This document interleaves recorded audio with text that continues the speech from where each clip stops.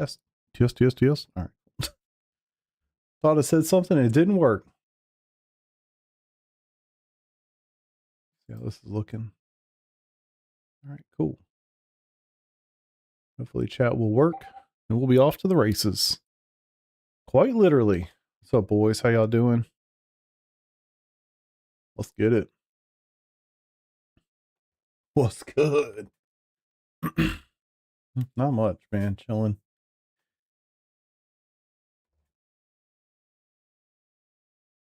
Try to get a little bit of racing done at the old Watkins Glen. I've done 0 laps of practice, so I should be ready to rock and roll. Should be great.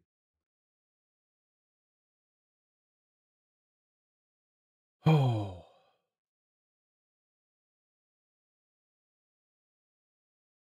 Start with the Corvette. It's been a minute.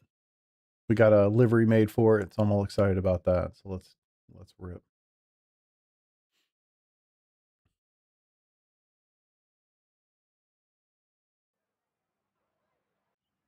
Switch. Sure did. Cool.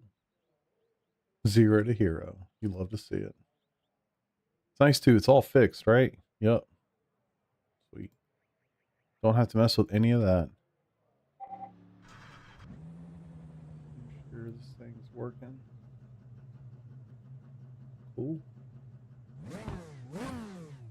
Zoom, zoom. Sounds ridiculous. All right. See if I can remember. Oh. There we go.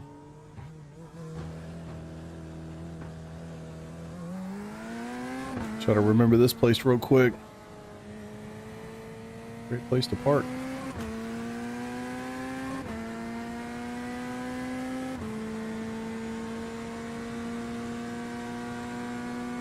Gotta find my marks real fast. Session's opens in a minute, so I'm guessing I won't be able to do that.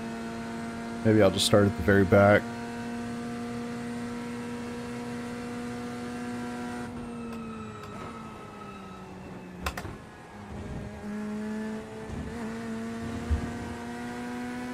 Might sound terrible, but I'm gonna look good.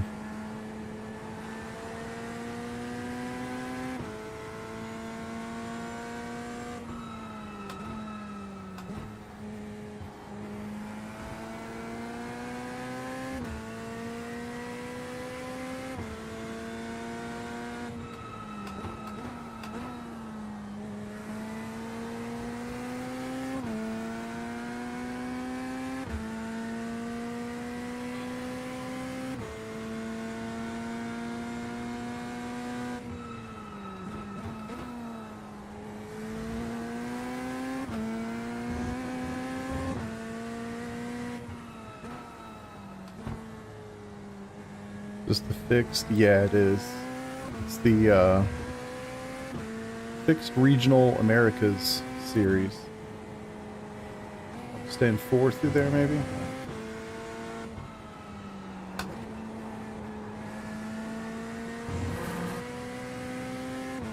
Yeah, you got it. Regional, fixed. Alright, I remembered how to get around. That's positive. This looks good, though, gotta say.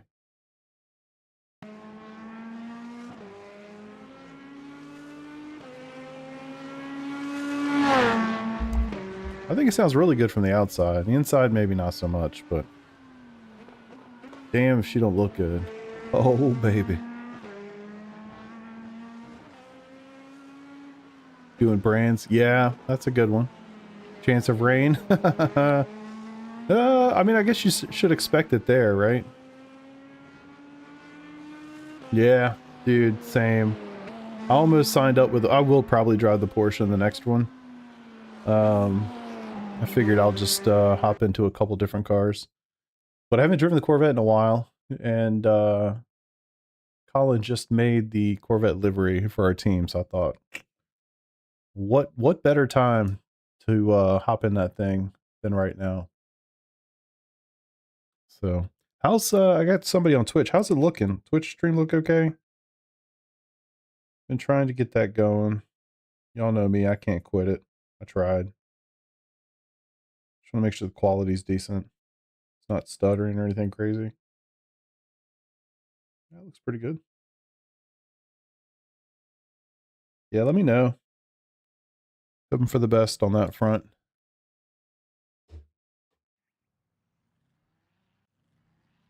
All right, what do we got? It says split 1 of 1, but it's clearly not going to be it. Oh my god, split 1 of 10 for real? Yeah, I tend to agree. Way too aggressive, but I'm going to do my best. Just have fun. Try not to care too much. Just whatever happens, happens. Maybe I'll lose some IR before the 24 this weekend. Help my team drop down a little bit in splits.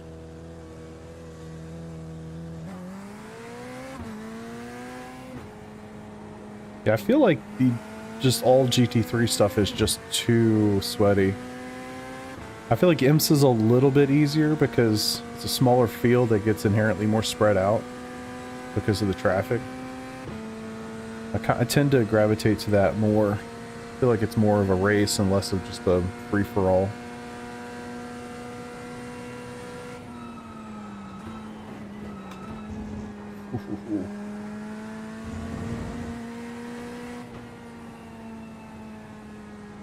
Nice.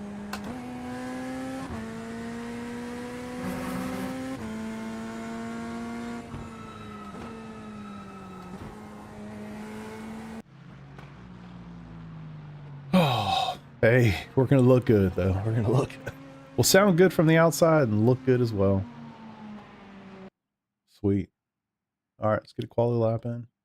Looks like it's the Aston show. I forgot about that. I guess when we did the last endurance race here, everybody was in the Aston.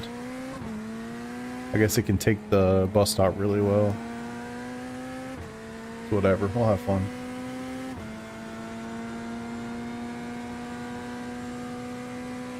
Dude, love this racetrack.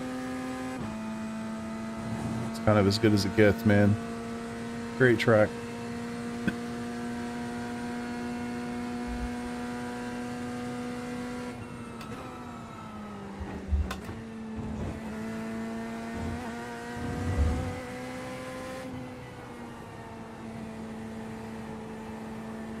Come on. Waiting for the front to comply.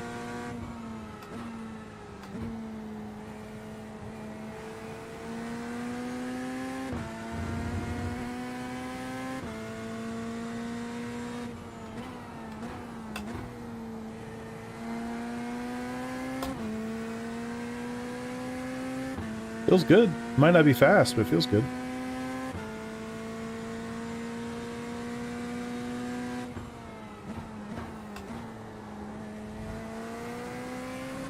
I'm not sure if that's a second or third situation. Need a couple laps to figure that out.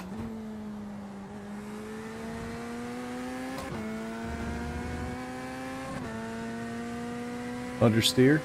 Interesting. I need to stay in fourth. Gotta remember that. Green flag, green flag. Yes, sir. Okay, here comes your first New Bob time certainly flag. helps. Definitely seems like it from the experience I've had so far. I haven't driven a whole lot though, so about to find out. I think Porsche should still be pretty good around here, given the BOP changes. I don't see, there's one Porsche, one Beamer, one Ford, 3 Ferraris, 2 McLarens, a shit ton of Astons. Pretty sure I'm the only vet.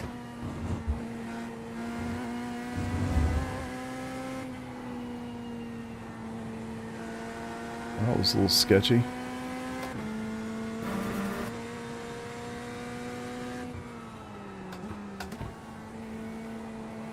I definitely had some oversteer moments going into that corner in this car specifically. Like I get in there way too hot.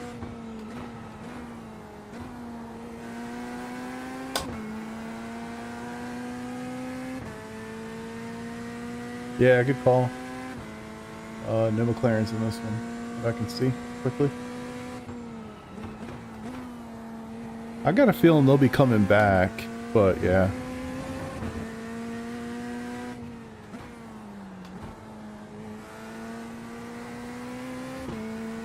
I like the way this car drives, personally. I remembered. I think fourth is the play there.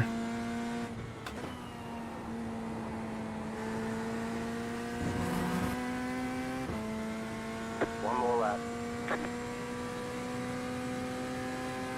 44.677. Sure, people are gonna have some insane laps. The fact that I'm the first one on the board shows you people are tire warming. And I'm gonna be the last. Jesus.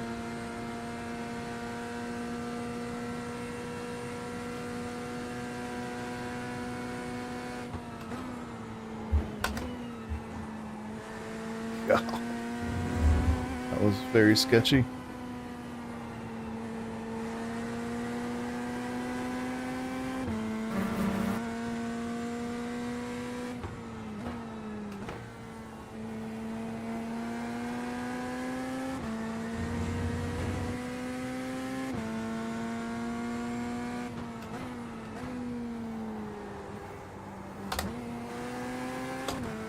Guess it is second. That corner's always problematic. Second faster, it's crazy.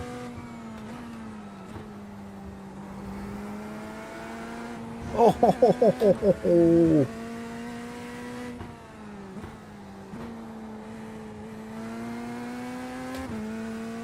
Do a little practice then. Not like it was going to do that much for me anyway. Maybe it is a shift. I don't know. You're right. You're like right in between gears there. Ah.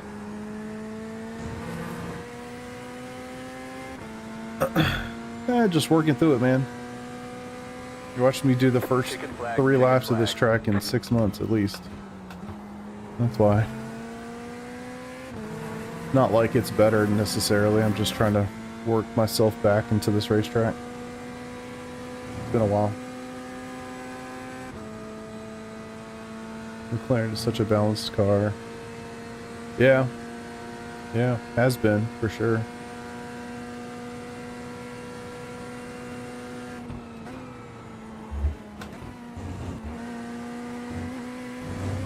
Okay. The tires get up a little bit. A little easier to deal with the bus stop.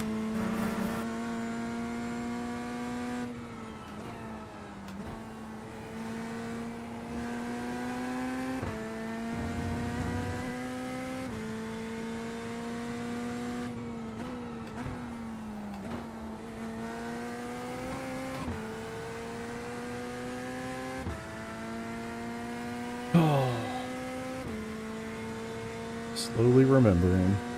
Man, tires are hot as shit. Left front's at 96. It's aggressive. Track's only 31 degrees.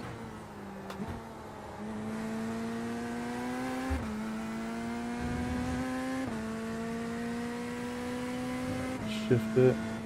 Light lift. Yeah, that'll work. Yeah, that's a tough one. Maybe it's still a downshift there. I feel like you're really between gears in those 2 corners. Okay. Good enough. Starting at the back. See what kind of chaos we can avoid.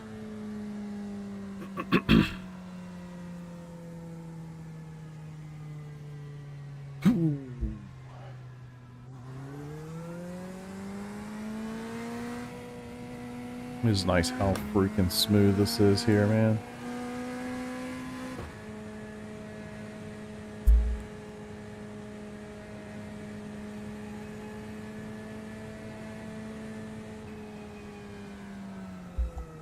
How can I be stuck? What are you talking about?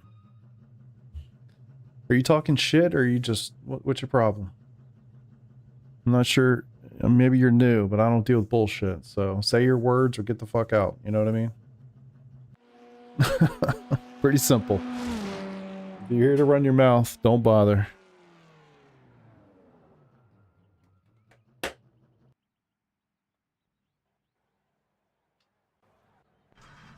That's not a question. One to go. Next time by. Line up on the left side. Pit road is closed right now.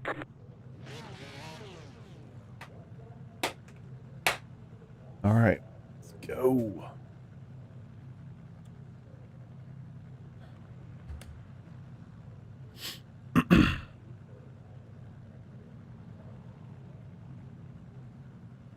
Ba-da-ba.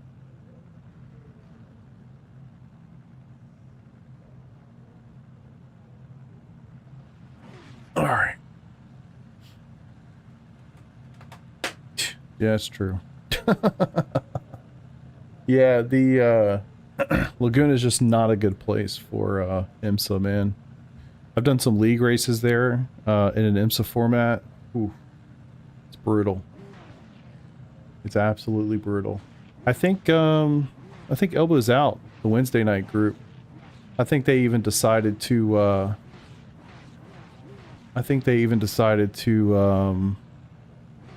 swap out Laguna in favor of Coda because, you know, I don't even know, what, 60 people in an IMSA format around Laguna Seca is just asking for chaos, man. Asking for it. Thanks, brother.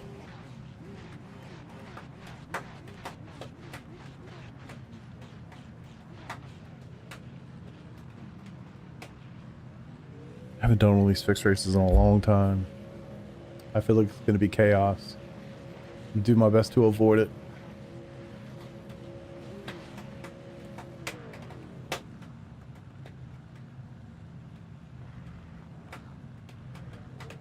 Let's go. Dude, I'm loving this livery for real. Catch the pace car.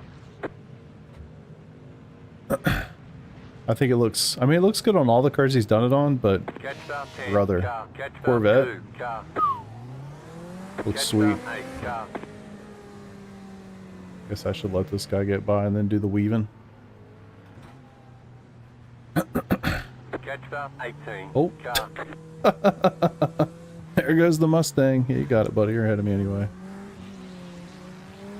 Dude, I'm loving it. Good grief. My Mustang man is struggling. All right, man. Get it back together.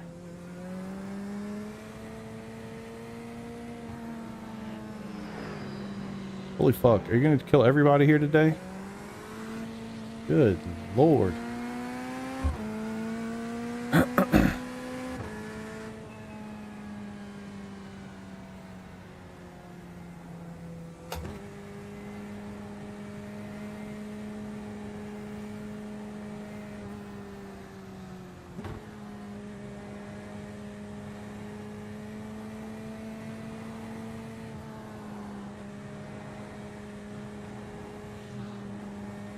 I hate the whole weaving thing, I'll be honest.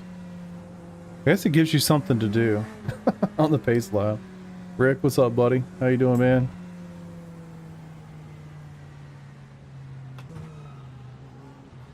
Catch start 16 car. Catch start 8 car. Catch start 18 car. Second favorite. I thought about doing the Mustang since we're doing that this weekend, but I was like, you know what? Let's take the opportunity to run the Vet. I might do the Porsche next. We'll see. The nice thing is the race will be over. I'll actually have time to like sit down and decide what to do. Catch start 18 car. I was thinking about jumping back to some LMU. Not sure if I can deal with it. Car. Alright, let's tighten up. Catch start 18 car. At least we have plenty of fuel we could burn.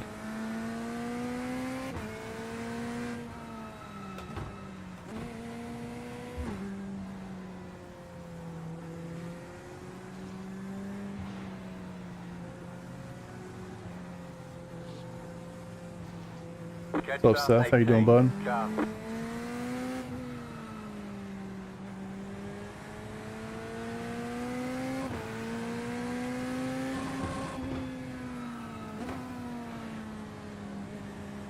Alright.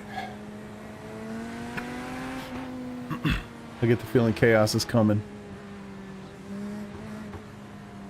Raged at iRacing went LMU to hell yeah, dude. Nice. I had unfortunately a very opposite experience earlier on LMU. But I need to do those races so that I can get like a proper rating or whatever it's called. So I can be classified. Green flag, green flag. Alright. Let's see if we can just avoid and finish a race. Kind of my goal. First race, just get one done. Whoa, whoa, whoa. Car right. You're on the left. 3 wide. Right side. Kind of 2 expected wide. that. Nice thing about the Mustang, when you're beside one, you know it. Clear on the right. Car right. Yeah, I saw that. Unfortunately, I was not going to be able to miss that very well. My steering's completely gone.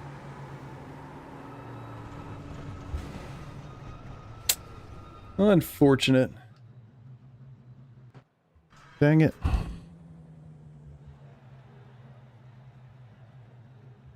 I'll go back and see that.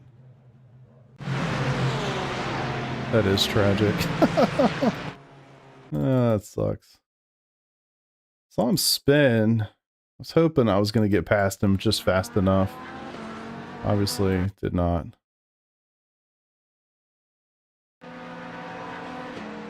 Yeah, it's tough. Oh, unlucky. Unfortunately, too, man, my steering was completely gone. I had nothing. Rip. That's what I get for one of bad qualifying. What are you gonna do? Yeah, I'm in silver and the races are much better than I can imagine. Yeah, I can only imagine. I can only imagine. Unfortunate. All right, we don't get any kind of fast repairs in this one, do we? No. Well, that's unfortunate. All right, anyway, we'll go do something else.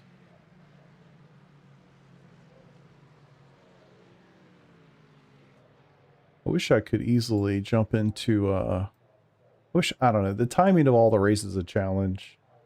I wish I could easily just go back and forth between LMU and iRacing, but unfortunately you really can't. So, all good.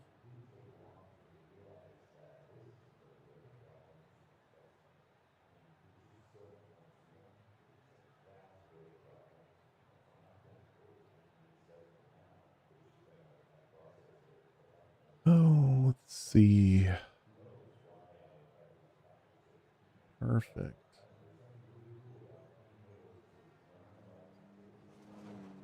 That's what we need. Less trolls. Actually curious how much damage that is. Well, Laguna it is.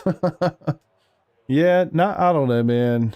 I guess I could try it. It just feels like it's going to be so chaotic. I mean, this was just unfortunate luck, obviously. But what are you going to do? Let's see. I mean, it's got to be absolutely destroyed. Yeah. I think it's hilarious that there's no required. Because you couldn't do it. Not worth it. The practice session was chaos already. I can imagine. Man. The sad thing about this one was it wasn't like anybody was being crazy, just bad luck. Wrong place, wrong time. What are you gonna do? Alright, let me get out of here. Alright. I love when people join in here just to run their mouth and talk shit. But they're gone. So fuck them. There were more cars off the track than there was on the track. That's crazy. And this is every hour, right? So I could do that, but my God, I gotta wait like another 30 minutes just for the session to load up. Oh, it's annoying. I don't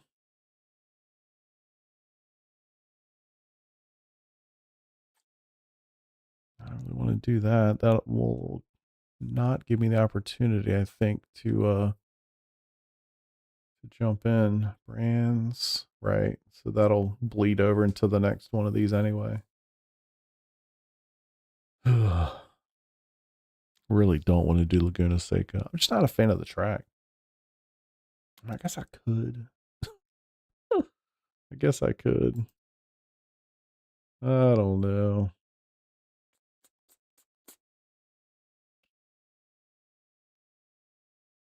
I guess I got a few minutes to decide.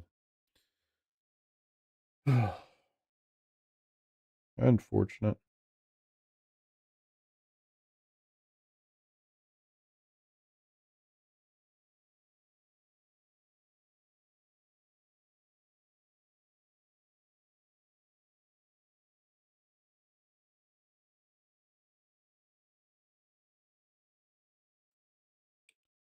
Whew. Hold on, I gotta freaking answer this for a second. Sorry, boys, give me a minute. Damn.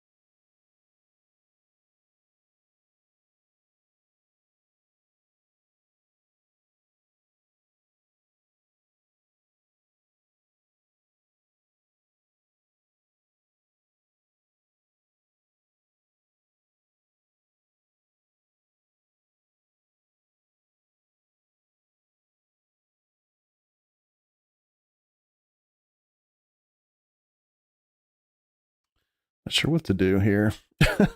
God damn it. Hold on. I have to answer a work-related text message. I'm trying to figure out what I want to do here.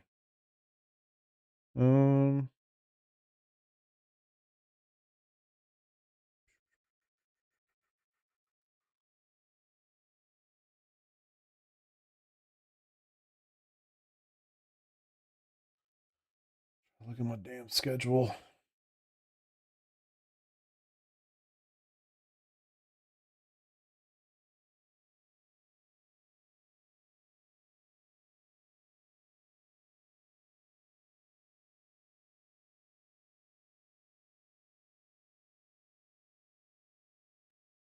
Sorry for the riveting content, guys.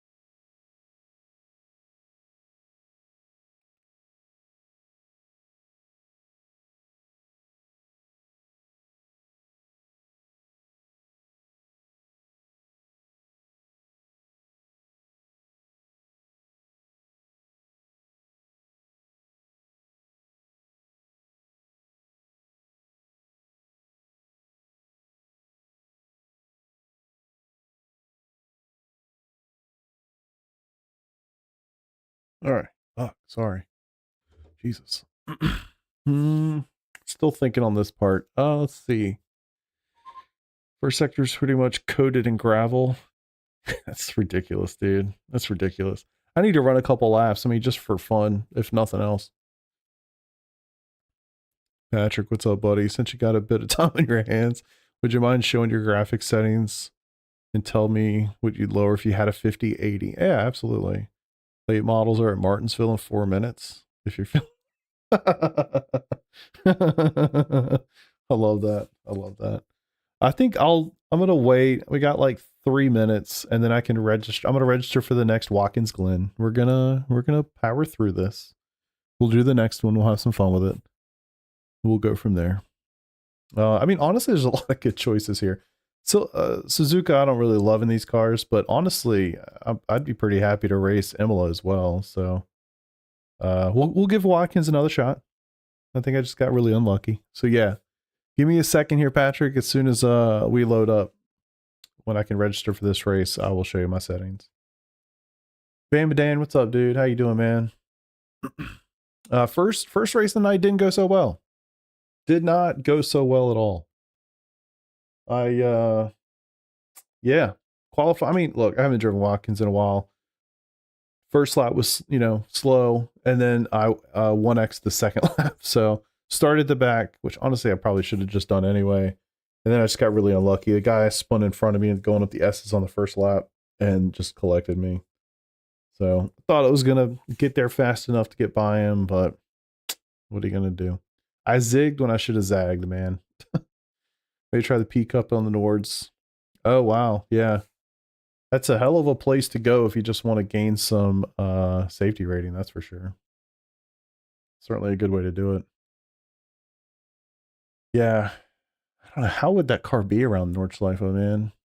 Don't hit the curbs. I can tell you that much. Do not hit the curbs.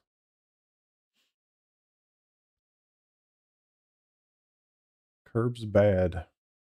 Have they fixed the suspension in that car yet? I know they, or I believe that they addressed the fact that the suspension is just way too much of a, what's that little thing called? Pogo stick. Definitely had that vibe going on at the start.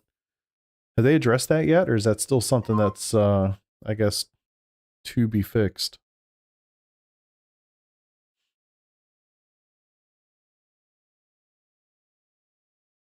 Oh, y'all are looking at a black screen. I'm sorry. I swear, I need to just, this whole thing is driving me crazy. Sorry. I don't know why my little scene switching thing stopped working, but it did. I can even show you this. I have this whole thing set up. So it's supposed to swap scenes from my desktop scene to my iRacing scene based on whether this thing's running or not. So if it's not focused, then it's supposed to switch to the desktop. For some reason, it's like, nah, just kidding. No idea. It was working a week ago. Not so much today. Anywho, it was a tear on Red Bull. I believe it.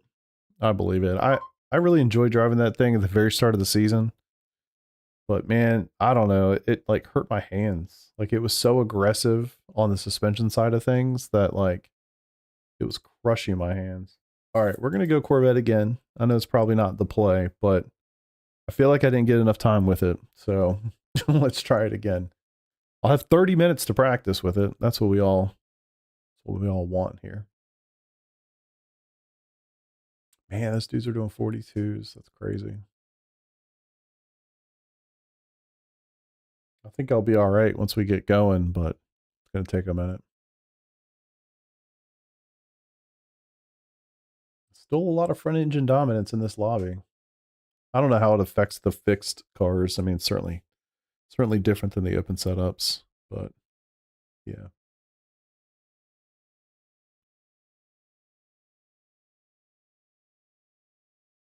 Hopefully I can at least finish the race. That was my goal to start. I failed miserably.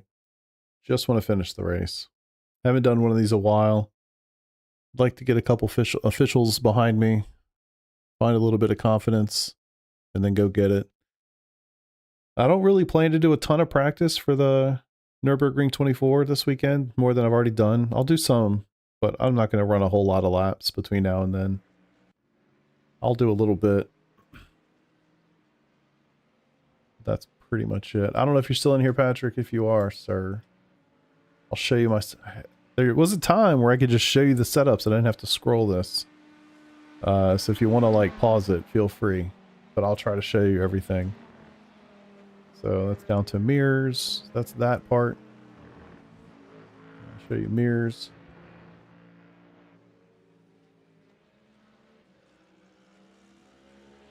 So again, I'm going to do it kind of quick, but you might need to pause it and come back. Articles. Show you those. I mean, most stuff's turned off, honestly. And then other effects. Why does it do that? Other effects. Everything else. So yeah, you'll notice with my graphic setup, I've got a lot. Yeah, no problem. I got a lot of stuff turned off. Personally, I don't find a massive difference in the visuals. When you start changing these items, these post-processing items, you start to see some differences graphically. But they nuke your frame rate.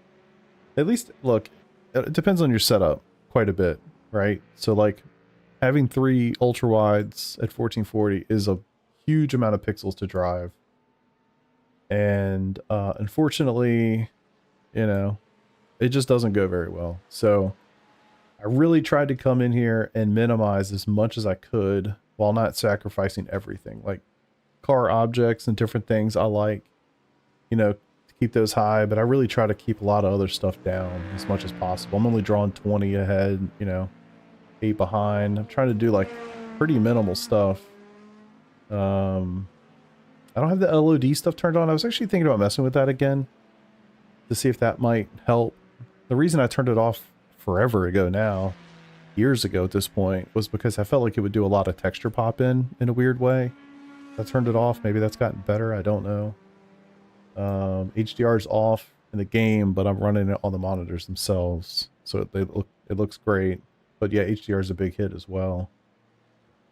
So yeah, I mean, it just honestly, to give you suggestions on your stuff, it would be really important to know, like, you know, triple 1440p, 1080, triple ultra wides, single ultra wide, all that kind of stuff matters quite a bit. So, but yeah.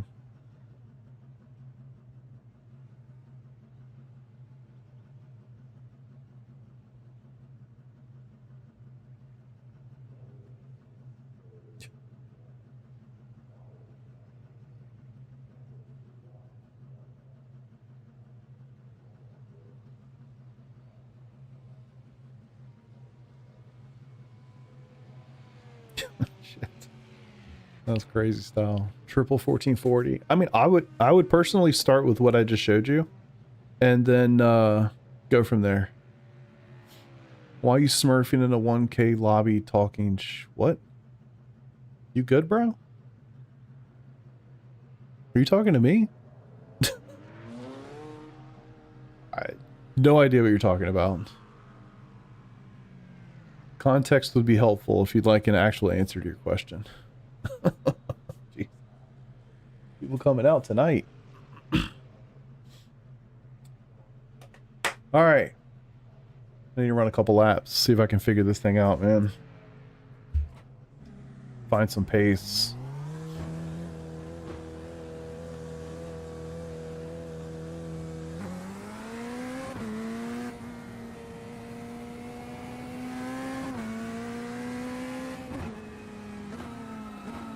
Did he just pop in?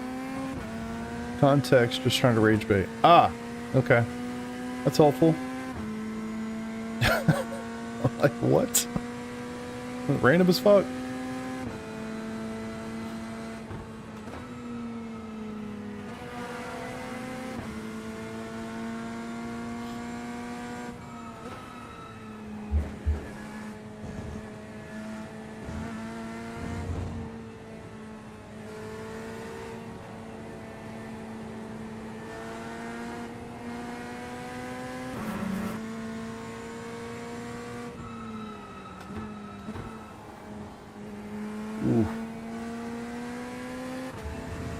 Car's definitely got some interesting understeer tendencies.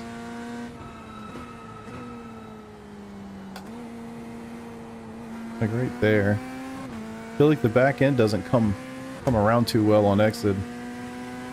So it just wants to push.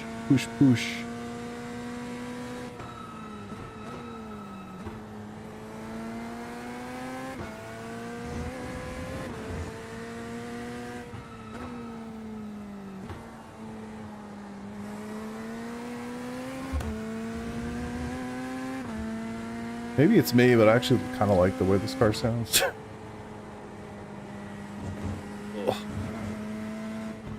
I'm gonna guess I'm very much alone in that. I mean, I don't love it or anything, but it's alright. It's no Mustang, or Merc, or Porsche, or Lambo, or Audi, or...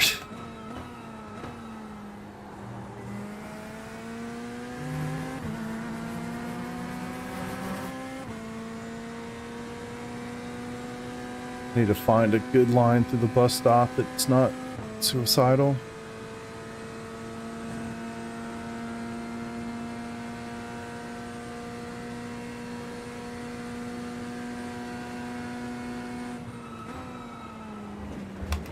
Ooh.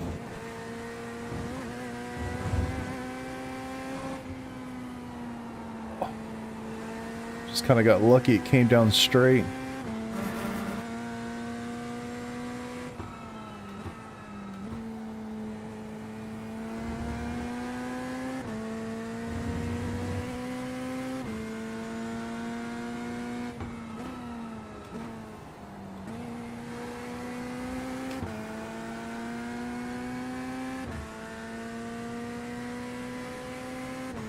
I think I'll be okay, man.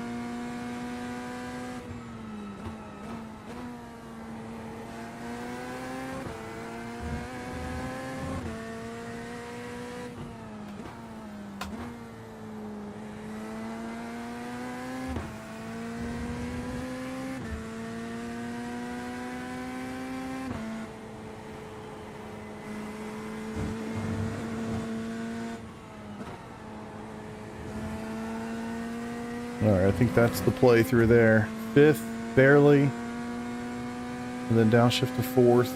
Felt pretty good. 44.524. Ah, too much. Max force. What is it right now? I think it's like 30... 33, 35, something in that range. Remind me in a second, I'll look when I pop out of here. Can you ask me a question about Kenya? What the fuck? You can ask. I probably won't be able to answer it. Is it a country in Africa? Yes. That's about all I got. But yes, you can ask. Feel free. I don't think it sounds any different to me.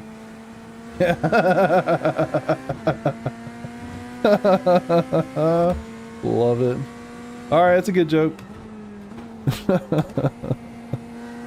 Oh boy, good times. I don't think it sounds any different to me, to be honest with you.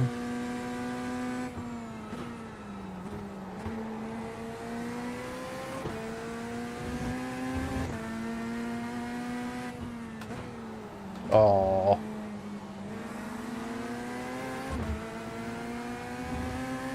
Wall there.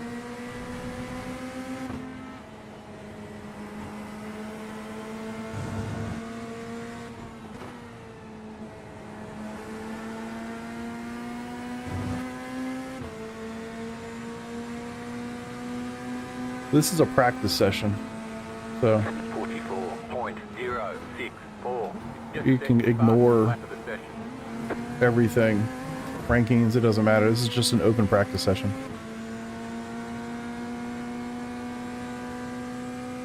This first time I heard it in his headset doesn't sound like a vacuum anymore. It's definitely a little bit better than it was. Well, I don't know. I don't think it's changed. Sorry, I don't know why I said that. But yeah, it sounds okay to me. It's definitely not good, but it's what I remember. Could be the headset.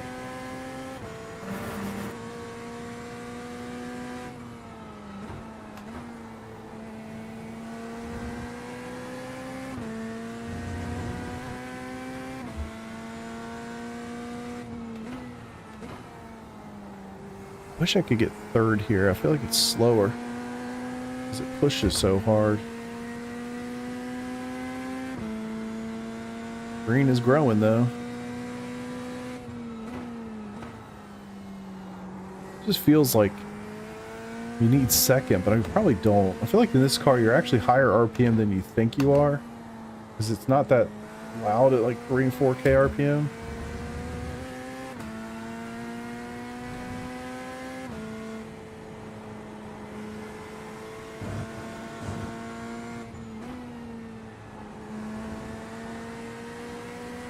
Just need more laps. Frank, I'm just not gonna have time for all that. Bring back the front? No. I mean, to be fair, I've never driven a front engine Corvette, but the mid-engine, man, the thing is crazy to drive.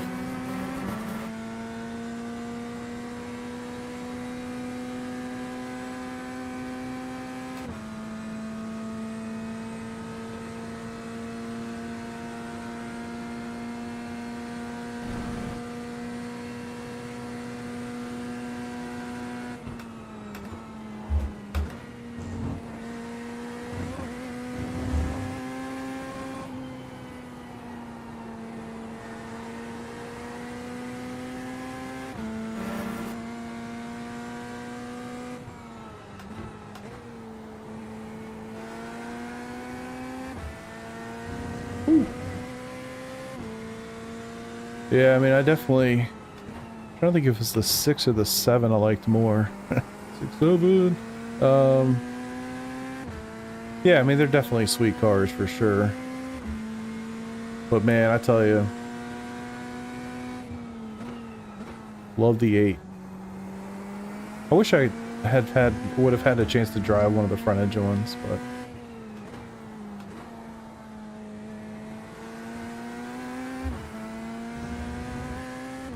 I've not had that privilege.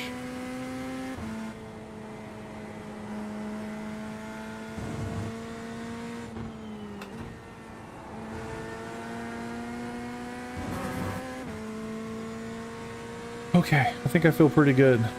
Let's go answer that question. Still got 15 minutes. 43.734. That was your fastest lap of the session. Hey, what's up, buddy? How you doing? Yeah, I've been streaming just on YouTube. Not really on Twitch.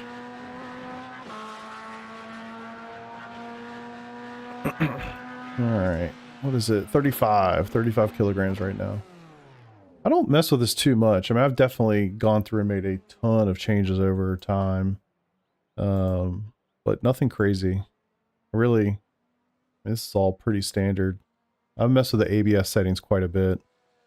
Honestly, I probably should mess with them a little bit right now. I can kind of barely feel it. I got it turned down so much. But 40 millimeters of travel on the brake, 35 kilograms of peak pressure, linear, and then just a little buffer here at the bottom. That's all. Throttle, kind of similar. I mean, it's only 11 kilograms of pressure total. And nowhere to go, slow motion, death. Oh, you're talking about the wreck from earlier? Or what are you talking about? So 40 millimeters of travel for that, 5 preload. Nothing. I mean, iRacing doesn't do any of this anyway. Traction control does work in LMU, but I don't have it set up currently. That's all it is. Pretty basic, really. I haven't messed with this at all in a while. I did adjust this down to 12.5 Newton meters, so 50% of peak. And then I've got it like, I think 75% in iRacing, something like that. And then I got these at 100. Pretty much everything else turned off except for, I do have some of the telemetry stuff. ABS I've got matched up with the brake, or with the pedal. And then just a touch of road texture in there to kind of give you a nice little sensation as you're going, you know, going down the road. But everything else, pretty limited. So that's how my stuff is set up right now. And I like it. I feel like having it at 12.5 instead of running it at 25. I feel like those big, huge hits, like you don't feel massive shocks through the steering wheel like I did before. It's a much more, I'd say, controlled experience, which feels good. 95. God damn. That's crazy. You must be wearing shoes. That's crazy. How do you not have any like pain in your foot, man? Holy shit. Ever mess with that Marvin? I did for a really short period of time, and I'll tell you, it's real simple. A lot of guys I know, like Peter and others, really like that app, and I'm sure it's incredible and all the thing. I believe them. Like, I trust Peter's opinion, right? I used it for like, I don't know, a little while, hours maybe. And I just thought to myself, all right, so I just downloaded an app on the internet from a random guy on the internet that controls a wheelbase that has 25 Newton meters of force. Now, I don't know if you guys have ever noticed, by the way, if your wheel's ever gone crazy, if you've ever had like one of these really high force wheels, and you watch it go from here 90 degrees, and to say that it's an instant is not even right. It feels like instantaneously. It's just like that. And I'm sitting there thinking, brother, if my hands had been holding on to that and it did, my wrist would be broken. I'd be all sorts of fucked up. So the idea of controlling such power on the back of somebody's open source, not even open source, but, you know, some project a guy made in his, you know, house. I don't know, man. iRacing has like insurance policies and stuff. They're scared to get sued. This guy, you know, I don't know. Just that alone was enough to be like, you know what? It might be slightly better. I'm cool not to use it. I feel good with what I got. So yeah. I bet it is. I bet it is good. I hope it's amazing. I hope everybody loves it. But I don't know. There's enough. I write software for a living. I have done for 25 years. People make mistakes. I would just prefer not to have to worry about that. At least if iRacing breaks my wrists, I don't know. It's a company instead of a guy. I don't know. Overshooting the 80. That's wild. I cannot believe you're overshooting 95 kilograms. Holy shit. That is wild. What the fuck? Are you Andre the Giant? 17? God damn. Alright, Shaq. Shit. Well, I even went full lock one time when I wasn't in it spinning that fast. And truly, like, mine, y'all don't see it, but mine, the cable goes around the stem once, and then it goes through the hole inside the front mount on the P1X, and it's zip tied to the mount. So basically I can turn and, you know, everything there, and it's not pulling any extra pressure off of from the USB hub. So all of that pressure basically stops at the zip tie. So if it goes wild, and it's done it a couple times where it just literally will just spin endlessly, it stops because it's just pulling that cable, and the cable zip tie is not going anywhere. So it's done that a couple times, and it's like, and sometimes I know it and I just kind of put my hands on it and just try to pull it back. No. No. That thing is crazy strong, and I'm like, okay. So like when nephews and little kids come, I used to let them use it. I would like turn the wheelbase off basically and let them do stuff. And these days I don't even let them mess with it anymore. I'm concerned, one, they'd mess something up, or I don't know. It's gotten very expensive over the last 2 or 3 years. My rig's gone from like a nice rig to like really expensive, you know, super high end stuff. And I'm like, I don't want to take the chance of you getting hurt or you messing up my stuff or anything else. So, anywho, yeah. Yeah, exactly. Now, when I was running at 25, it's like, forget it, bro. Forget it. I can't believe that, Rick. That's like crazy style, man. That is crazy. I can't believe you put that much pressure into it. Let's just vibe code a force feedback app. Yeah. I just that's a really good point. I can't even imagine, dude. I would be so pissed off. But I mean, look, I've had incidents in iRacing using their stuff where I've had times where if my hands had been on the wheel, I would have done something. I would have sprained something at a minimum. So yeah. I get it. Yeah. I just can't even imagine putting that much pressure into it. I think the most I've ever run my pedals at ever, somewhere in the 40s, something like that. And I've never, well, I tried to wear like these water shoes, you know, over the last couple months or whatever. And they're fine, but honestly, I didn't really feel like they made a difference. So I have since stopped using them. Also, I haven't been using gloves for a while either. I don't know if y'all have noticed. This might sound real stupid. I'm going to try to convey this. Tell me, you know, feel free to tell me I'm done. That's fine. But like, I felt like, so I don't know. I guess I have like normal hands, maybe small hands. I'm not sure, but I felt like my hands wrapped around the grips, and the grips, these grips are pretty thick. They're pretty big.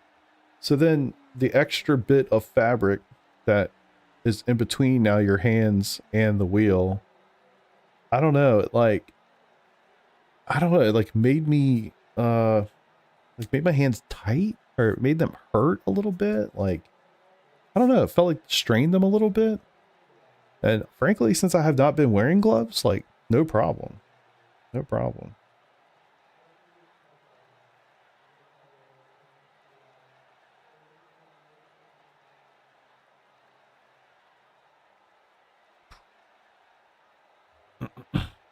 Yeah, my buddy's cat just got home from surgery and many days in a hospital, clinic, all sorts of stuff. And he's like, need to work from home this week because the cat can't jump, run, basically needs to like be with the cat a lot. They can't do the things that cats do. I was like, oh, so try to keep the cat from being a cat. Sounds like a plan. Like, holy shit, that sounds rough, man. It's like when your kid has something. Like my son broke his collarbone when he was like, could have been more than a year old. I think he's probably less than a year old. I remember having to take him in the emergency room and do, you know, lay him on the table to get it x-rayed. He's like 10 months old. He's just crying. He doesn't know why. He's, you know, and I had to hold him down on this table to get him x-rayed. It was terrible. So it's like trying to tell a human, an animal, or whatever that is not capable of understanding that they shouldn't be doing a thing, not to do the thing, or physically force them to not do the thing is terrible. Oh, thanks for that follow, man. I appreciate it. Just saw they added. Yeah, I saw that too. Sorry, I don't know. dude. Yeah, I don't know. No big guys, just trying to get out of your way. Oh, you're talking about Super Cup. I thought it was the Endurance Cup. Super Cup is like the PESC series, I think. It's like the Porsche Esports series for Porsche Cup, which they run. Normally they run it earlier in the year. I think they normally run it somewhere in like the January, February, March timeframe.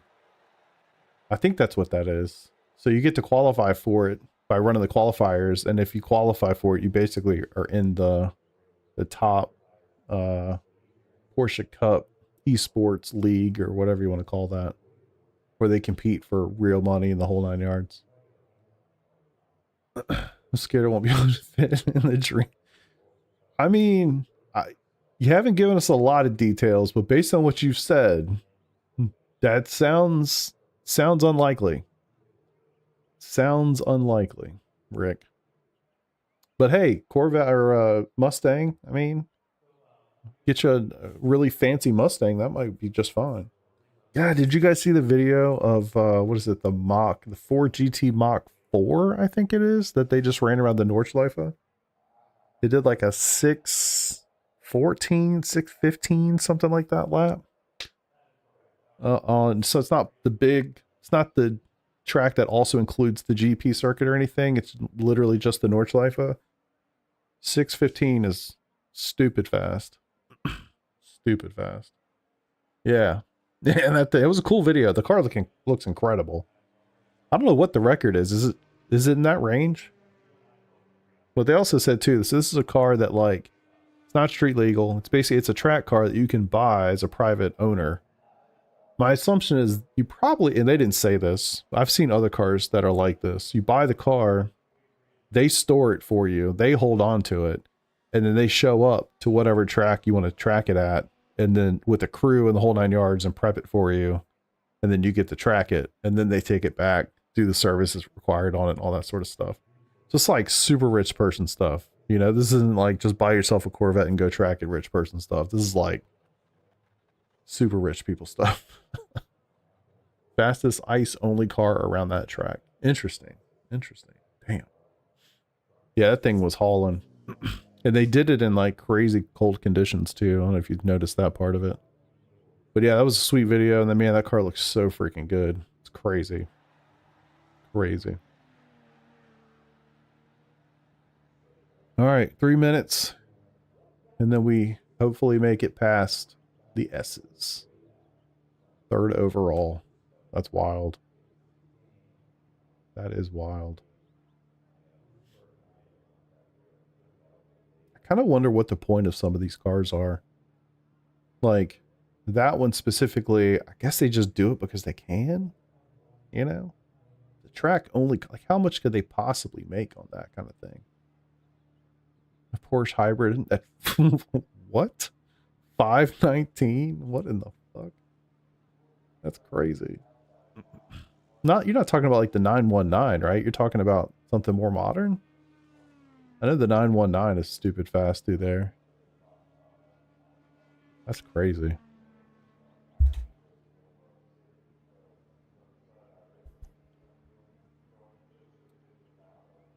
.65 320 retired center.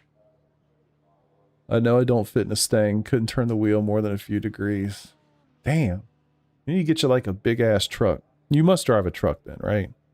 Something large. Basically an LMP2 with no limits. Yeah, exactly. The 919, yeah. So you're retired center. Did you play for the Steelers or are you just a Steelers fan? I'm confused. Tell us the details. Your secret is safe here. There's only 30 people hanging. It's a very small, tight-knit community of people. We all want to know.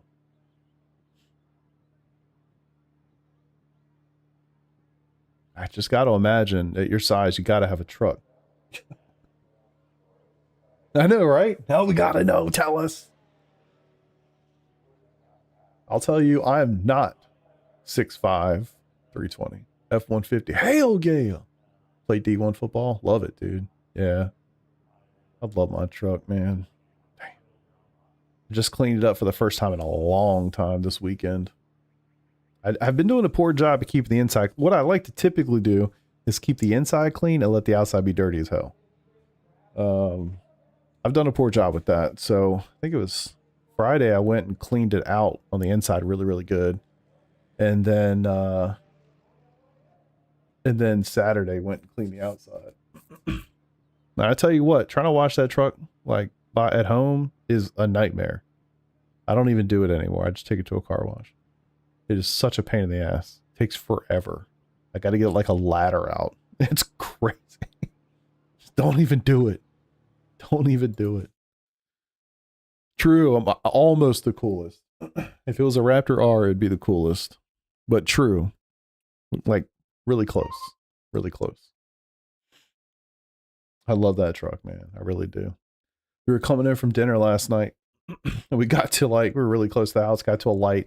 And some, you know, like you come up to a stoplight and you're like, you know, in your lane and there's one car kind of behind you, but then they realize the space over to the left is open. So they're like, they come out at the last second.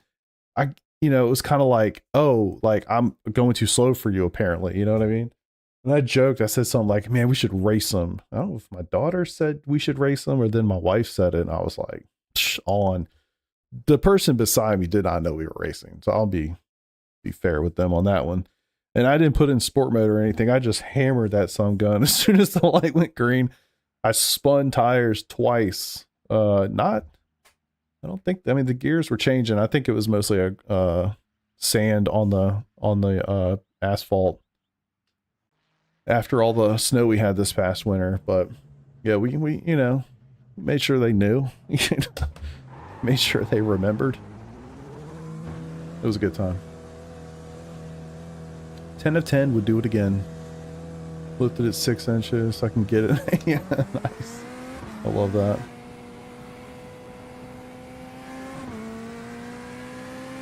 My son asked me, like, why don't we do anything to your truck? Why don't we get it lifted? I'm like, it's already lifted. It's like it's lifted coming out of the fucking factory.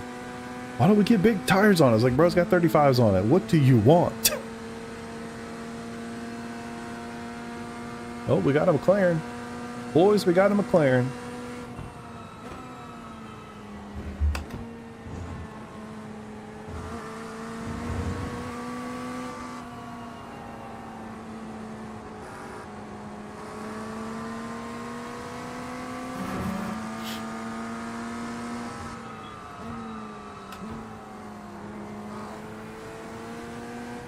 Ooh, understeer. Cold tire's brutal, man.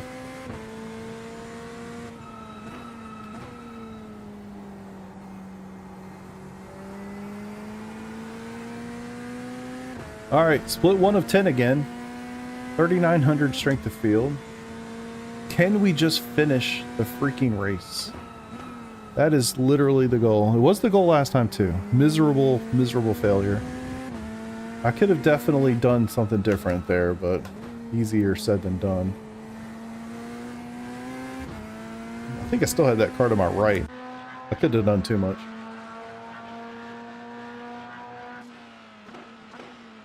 Golly, Edwin's in. That's a name I haven't seen in a long time. Diego's in here. I haven't seen that name in a long time. That's crazy. Fun times.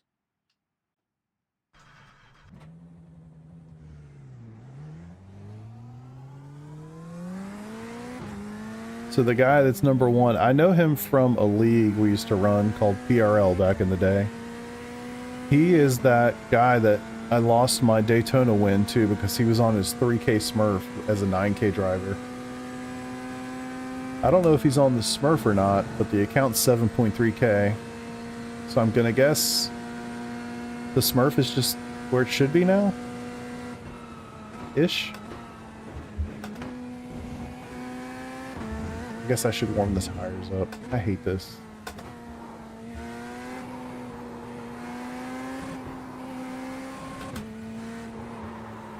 How does it? The officials are telling us they won't accept the way you're driving. Your laps won't count until you reset the car and start over. It's like you need to know how to do it just enough.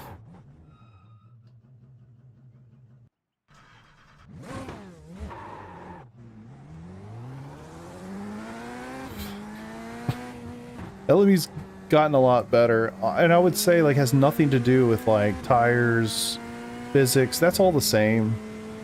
For me, it has improved dramatically because I felt like for the first time I was able to drive it and it was smooth. No graphical issues, stuttering, micro stutters. All the UI stuff was the way it's supposed to be. Proportions all felt correct. So it was just so much easier, you know, to like drive. Oh, fuck, you're right. Yeah, you were totally right. You know, I think honestly it doesn't matter. I'm a little behind right now anyway, so we'll just rip it. But good point. I keep forgetting about that bug. It's also insane they haven't fixed it.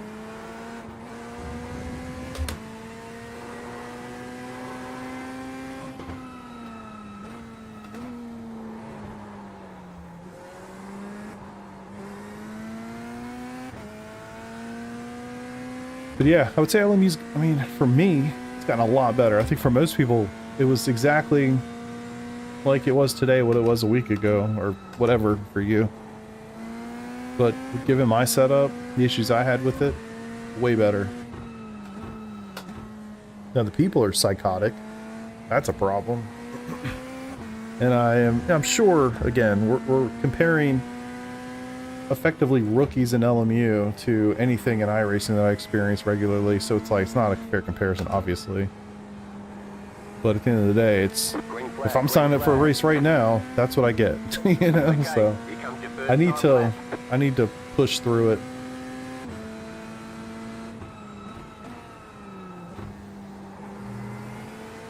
Just get past it. Did I report the Smurf? I did not, because technically they're not breaking any rules. iRacing's pretty clear they are fine with Smurfs, unfortunately. Yeah, so that person dropped They rejected the protest. That's crazy.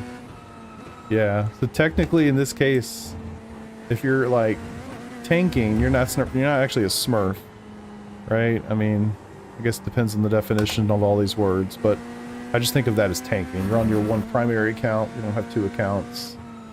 This guy has at least those two accounts, if not more, for all I know. It's really sad too, man. I qualified P2 to him. Was second in the entire race to him, and finished second to him. It's like, man, took away a pole, a lead every lap, and a win. Unfortunate.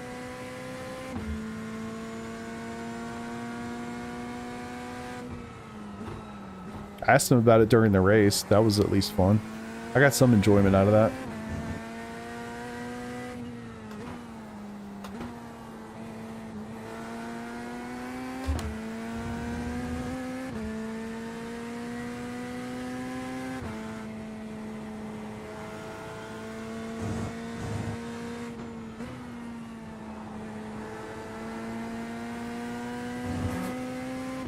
All right.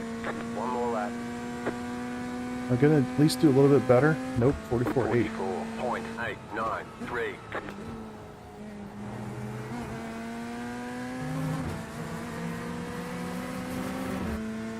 Not very good turn one.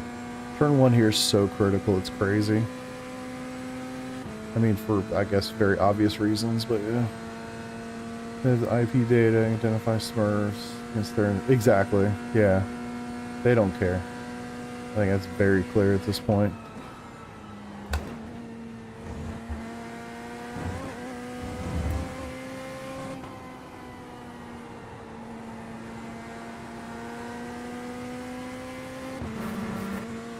I should release my website, isitasmurf.com.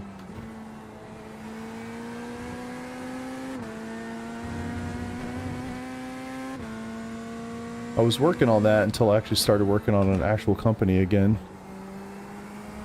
Literally using it as like a tech demo to try out some new technologies I hadn't used in web development. Literally, Is It a Smurf? That was the name. It works. I mean, it's the negative to it is it's community driven. So like you're not going to be able to go to the website and be like, it's going to have an index of all the Smurfs. You're going to have noticed that, oh, this person's a Smurf, this is their main account, this is their Smurf account, and then submit it. And then I'd review and just make sure it's actually a Smurf, and then publish it. So that if other people came in and looked for the same user ID or name, they could search and find them that way. But yeah, it's not. It doesn't just have like a magic index. You'd have to go in and actually submit the data for review. But you know, the thing is, there's only so many of those accounts, so I mean, it wouldn't take that long to get like a decent index of actual Smurfs. You know? I should just finish that project. I've always kind of thought I don't really want to get on the bad side of iRacing, but I mean, I don't know if they're okay with it. What's bad about it, right?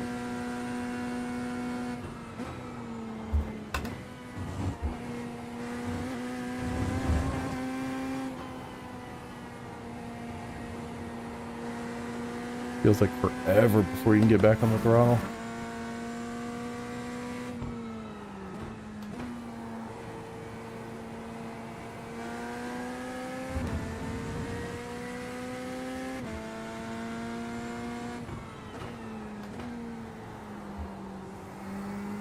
Alright, if I wreck this time on the first lap, I'm just gonna throw my hands up and we'll go do like Draft Masters or something. We're gonna be completely part of the chaos, we might as well enjoy it.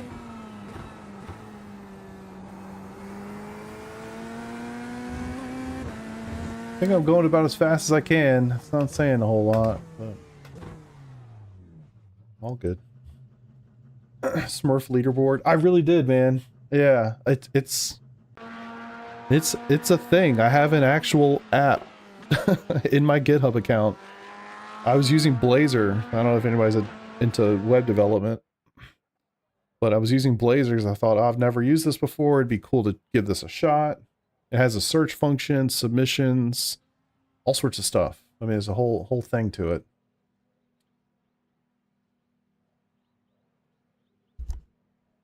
But I just didn't Didn't finish it, didn't release it. But it's still out there. Alright, boys. Pretty much in the same spot I was in for the last race. That's right, dude. Yeah, that was pretty cool. That was pretty cool. I was glad to see him win that race. I would have loved to see Cletus. Can you imagine if Cletus had won on Saturday and he had won on Sunday? That would have been amazing.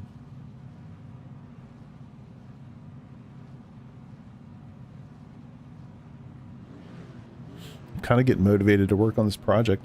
Should I live stream it? Like, live stream me coding this project up? That'd be fun to watch. Oh my god, is that... Oh, no, that's a different person. Never mind. Never mind. Alright. There's... Thank you.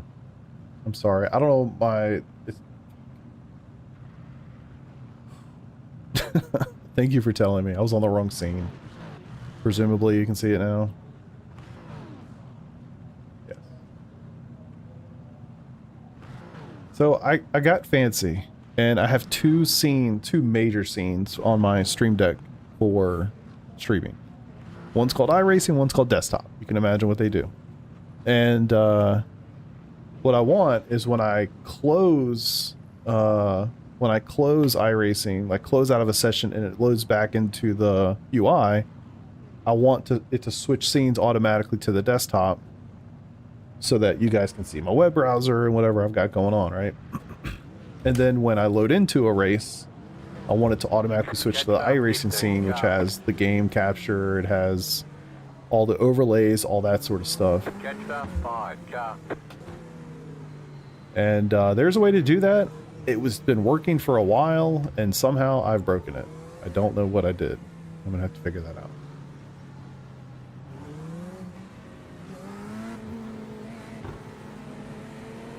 Guy does not want to just go single filed. Hey, here we go. Catch stop 7, car.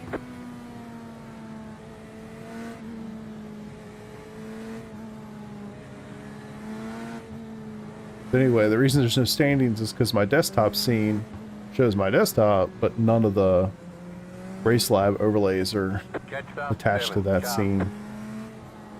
I'll figure it out.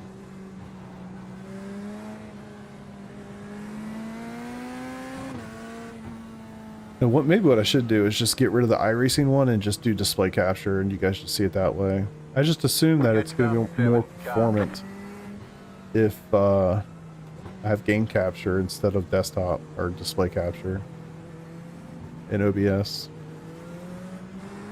But hell, I just did all the qualifying like that. It didn't seem to matter. Well, here we go.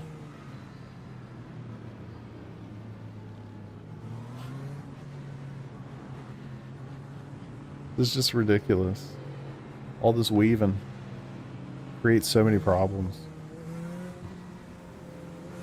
It's like doing all this. I've gotten 2 degrees of temp in 2 of my tires.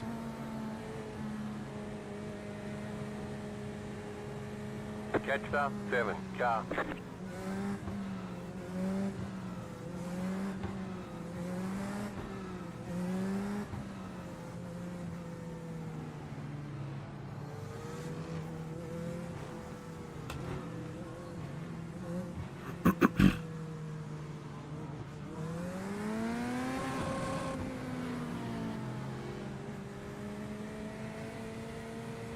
Weaver. No, I guess I can see where it comes from though.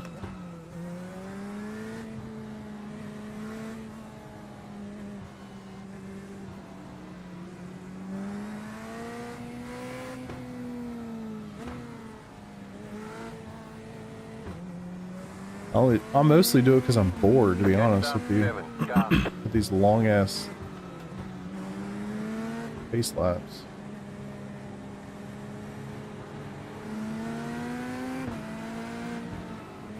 Must have a clean track, all that dust. Alright. Hold on to your nuts.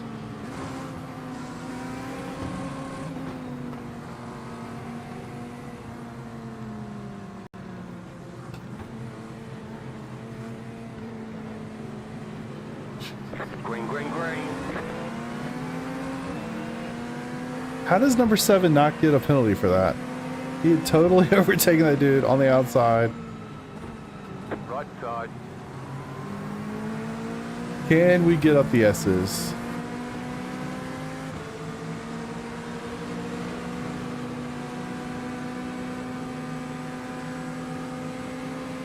All right, made it further. Clear on the right.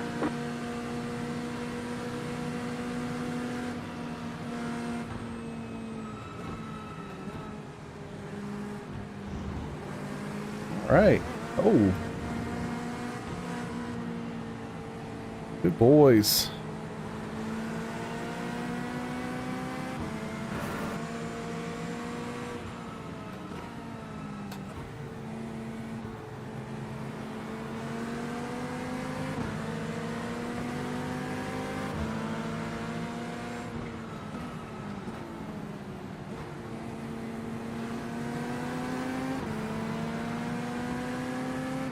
Oh, made it so far. This is amazing. Can we do an entire lap? Is that possible? Right side. Clear. Car right. Clear on the right.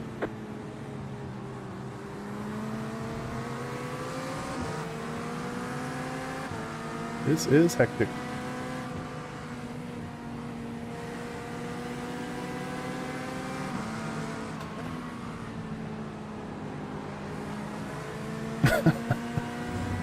I'm glad I'm not starting on Friday. 54.484.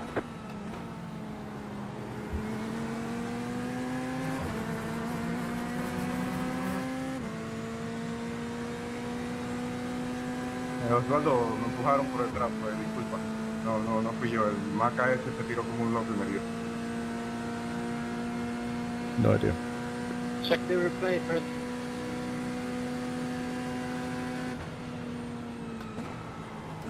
Oh, the brake's too hard. Way too hard. I feel like there's not a lot of point in risking the jump in the bus stop right now.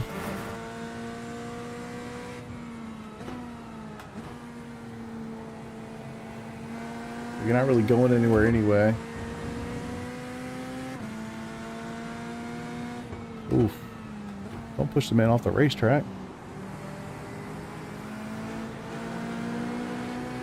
Car on your left. Number 5, you're an idiot. True.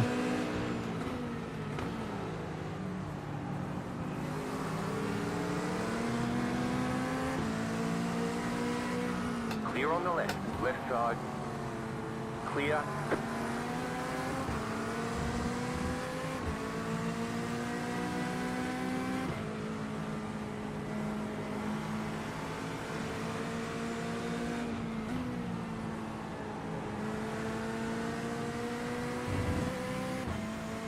All right, holding strong. Up 2 positions. Let's go. 44.994. Really got to get turn 1 down.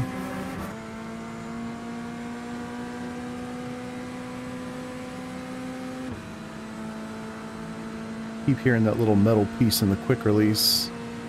Oh, something's up here. Slow car.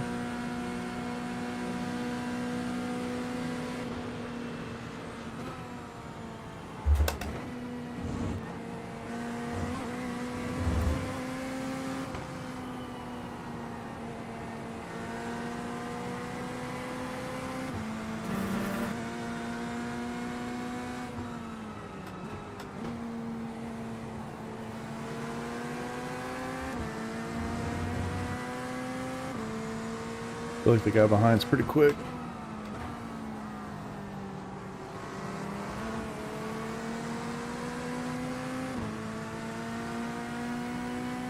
No. A little too much going on there.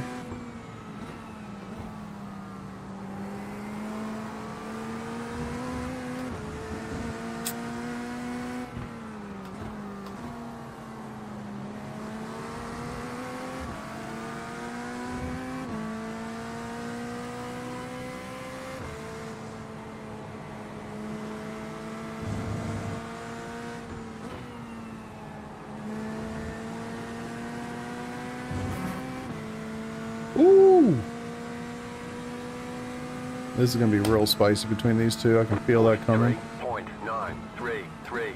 Just set your fastest lap of the session.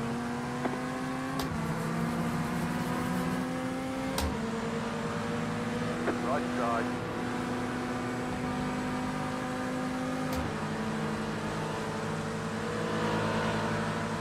Of course. What haven't you hit, number 5?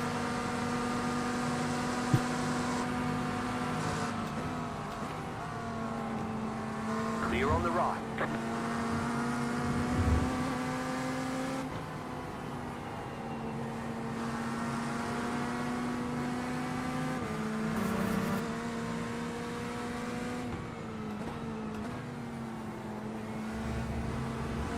I doubt it's done between 5 and 4 up there.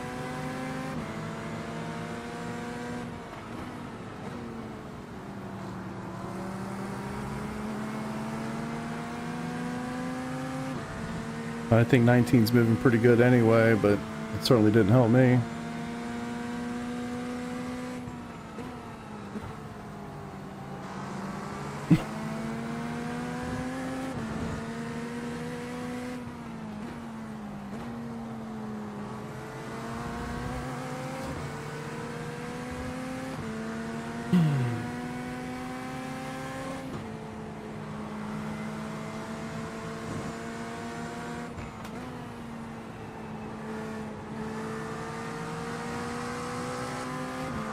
Left side.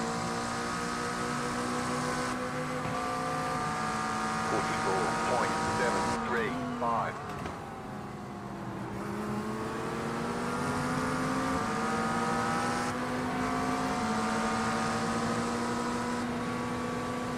Clear on the left.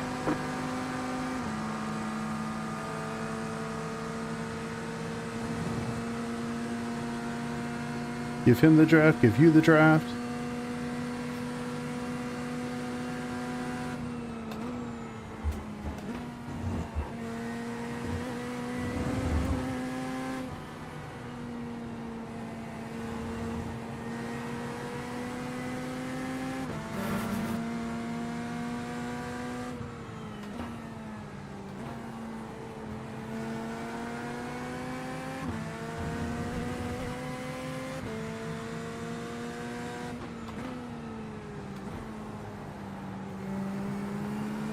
Car feels so good around here. I don't know that it's quick, but you get it. Exactly. What's up, John Juan? What's up, brother? Look at all them bald eagles.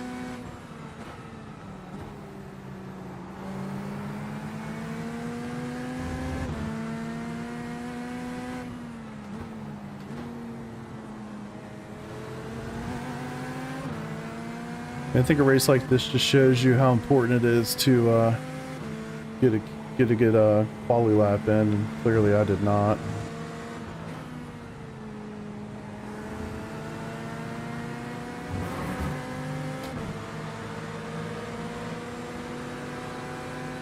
Right side. 44.164.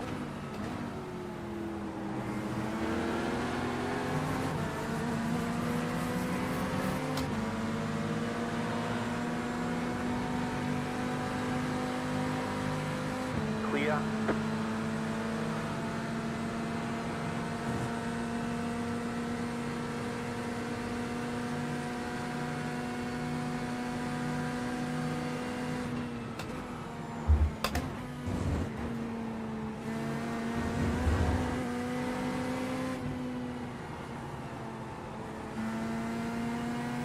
When they're a little too hot, so nervous they were going to do something stupid.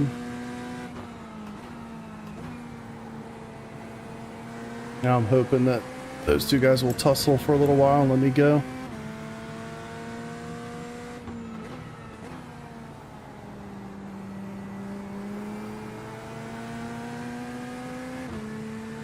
Woo!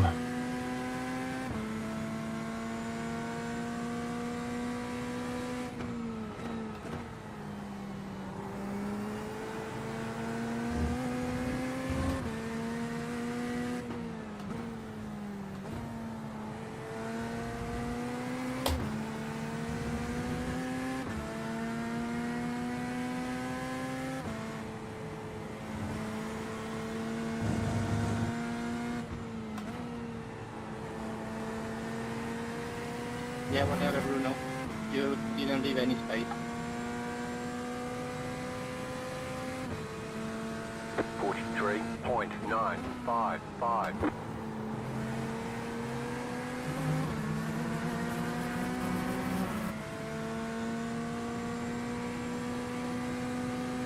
Feel like I'm picking this place back up by the lap.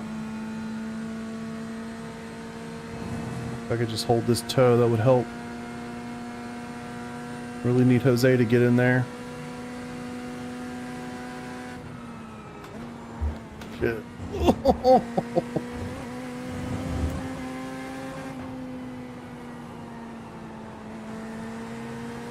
101 on the left front. Doesn't seem good.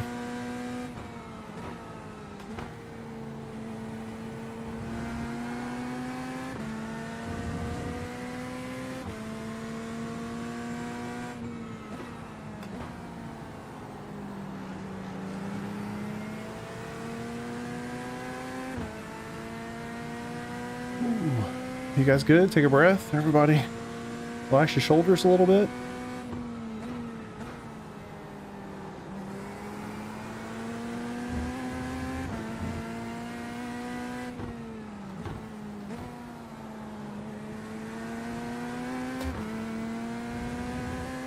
A little chaos behind, you'd love to see it. Another guy was really driving defensively.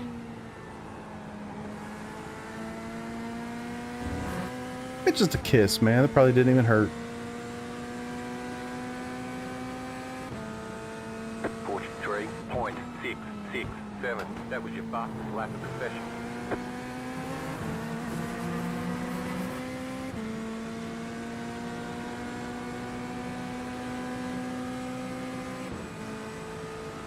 I think he actually hit that pretty hard. I feel like I can see his front tire.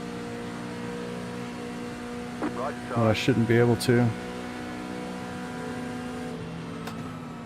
clear. I feel like he's damaged.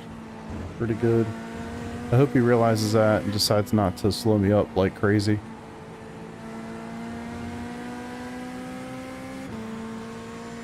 Yeah, he's got some serious damage. He's barely holding on to that thing. Chris, you can go by. This Mercedes stock. Yep.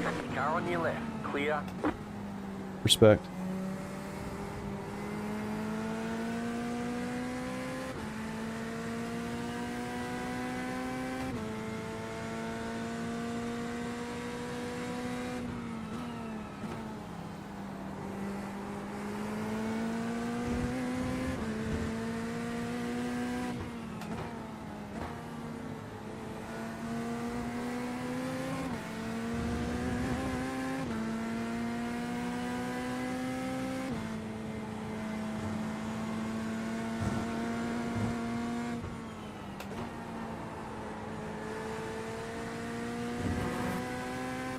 Alright, can we make any room on P11? 44.531.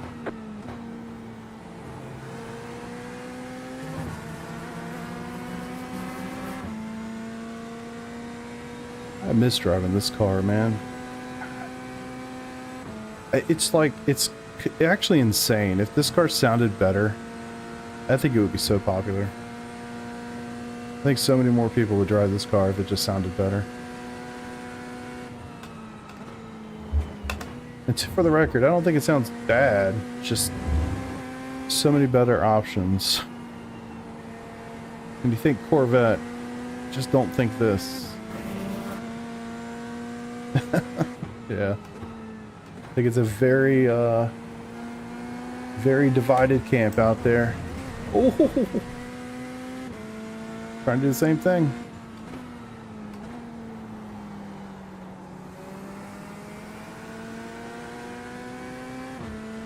You've got damage on the left side. You've got damage on the right side. Well, that makes more sense. Where'd the left come from?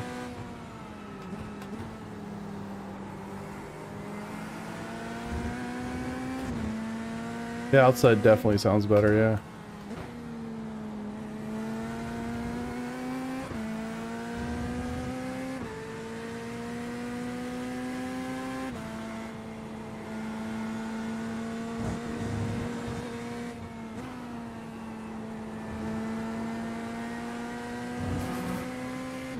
I was hoping I was going to make a little bit more room away from Peyton, but 43.861. not so much.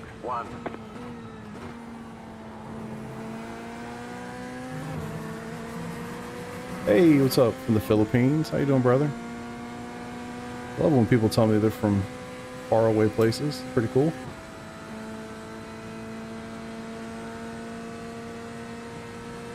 Alright, well at least we've got a nice gap to the some of the chaos behind. How about that?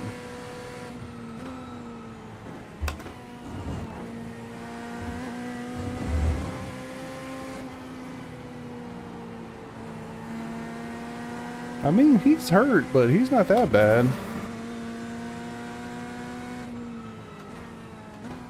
He has figured out how to drive it. How about that? Something tells me he is not done. This is the Corvette GT3.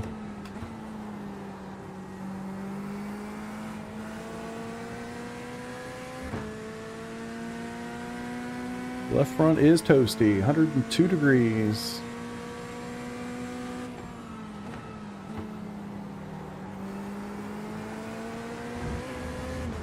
Which is wild. I mean, the track's just barely 33 degrees. That was a mistake.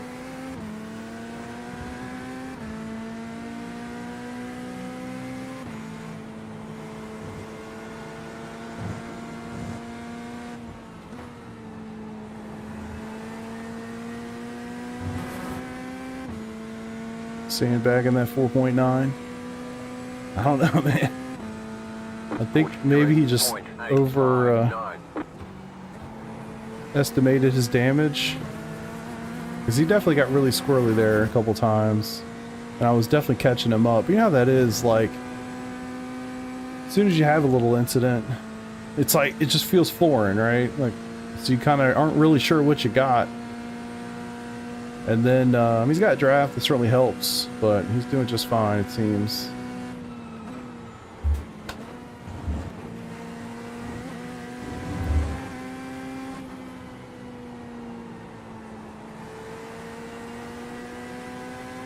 So maybe he overestimated a little bit of how hurt he actually was.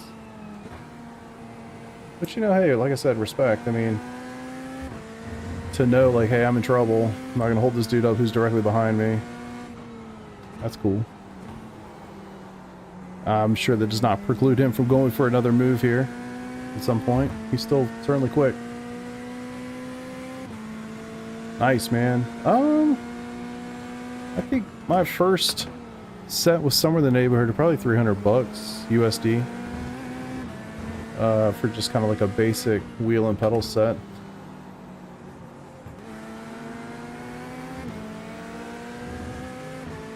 Started with Thrustmaster stuff way back in the day and had that frankly for a long time, especially the wheel. Last lap.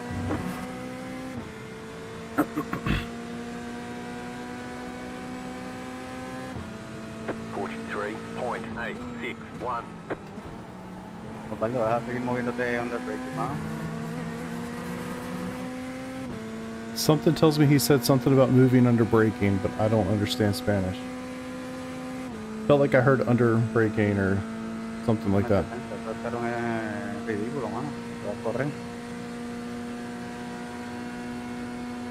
Yeah, I'm definitely dragging him along a little bit, for sure. Okay. Most dangerous part of the lap complete for the final time.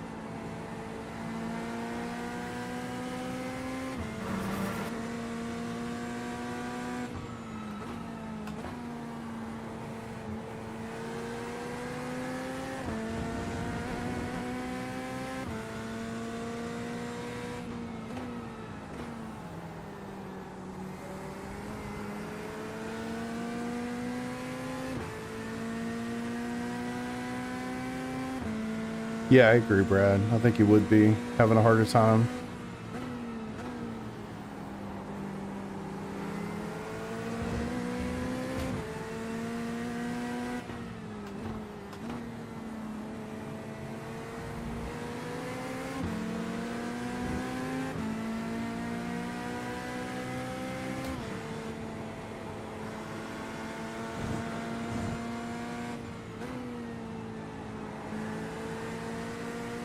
All right. Full P12, not too bad. 4 spots up. Happy to get one done. Pendejo, mano. There's the flag. It's over. Déjate no está en negro, eh. Little sweaty, not gonna lie. Love to see it. Corvette looks great though. Let's go back. See it from a... Boys. She looks good. Yeah, it's good advice by Andrew there. Would you say it was worth it? Yeah, for sure. I mean, you got to start somewhere. I think you're really not going to be able to start much cheaper than kind of an all-in-one bundle that you can get through Logitech, Thrustmaster, something like that. Oh my god, it still has that camera angle saved. That's funny. Time to buy it, dude. It's been a conversation. That's all I can say.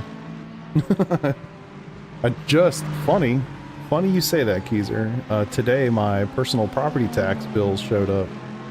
One of the main reasons I got rid of the Corvette.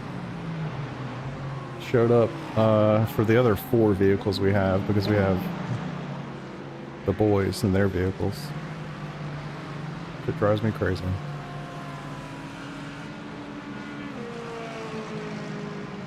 Man, that car looks so good. Alright. What's next? Whew.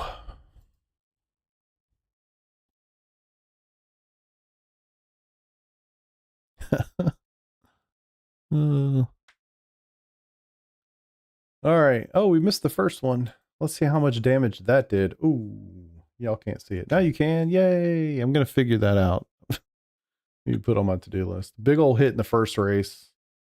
And then, yeah, that's that. Second race, though. Hey, we basically just stayed where we were. Let's go. All right. I'd like to do at least one more. Yeah, shit, that's all I'm going to have time for. Hopefully it's a good one. I was actually thinking about doing Imola. I think that would be a lot of fun. Ping gonna kind of suck, but it's not going to be terrible. And, wait, make sure I'm all right. Yeah, Imola. You know it's going to be the Lambo show. And I just don't want to do that. So I think I'm going to go with the Porsche. Could do Porsche, could do Merc. You can see we're slowly getting shake and bake liveries for everything. Beamer, Porsche, Ferrari, Porsche. Oh, I said Porsche, Merc, Vette, Mustang, Aston. We're getting there. We're getting there. Start on Logitech. Yeah, I mean, I just think it's worth it for a long time, for a really long time for a lot of people. Don't feel pressured to like spend a bunch of money on equipment. One of the first people came in here tonight and started talking shit because they were like, oh man, how are you stuck on 3K with all that equipment? It's like, equipment does not make you fast, you know? I don't want to have to explain that to an asshole, but equipment does not make you fast. It makes you more consistent. It probably makes you more interested to spend time doing the thing, which gives you lap time, or which gives you seat time, which inevitably makes you better, et cetera, et cetera. But, you know, buying a super expensive wheelbase is not going to make you faster than just having a basic whatever. It's not how it goes. Some of the fastest people I've ever known have had the shittiest equipment you can imagine. So anywho, all right, Porsche it is. Equipment is fun. New hardware day is great. All that stuff, but don't buy it because you think it's going to make you fast. Talent is talent, man. Ooh, I didn't even think about the rain. Hopefully not. I mean, actually, hopefully so. I would take a little bit of rain. Give me something fun to shake it up with. Yeah, exactly. Exactly. It makes you happy. Exactly. Quite literally, yes. It's the right time to buy high-end equipment for any industry, which determine your preferences. Yeah, for sure. For sure. Don't buy it if you don't have the room, and don't buy it if you don't have the budget. It's not worth going into debt for shit like this, that's for sure.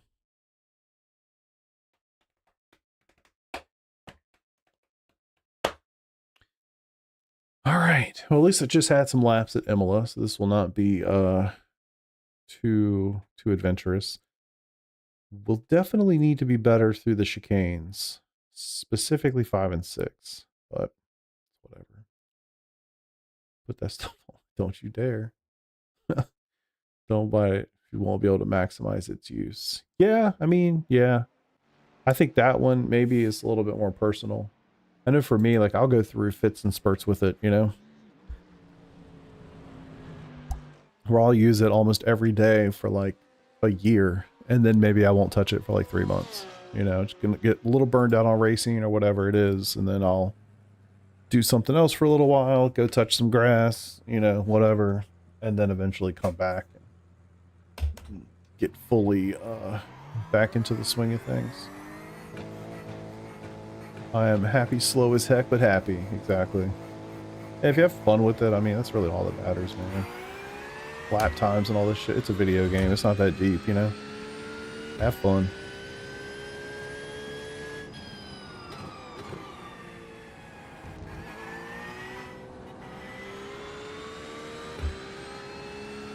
Ooh.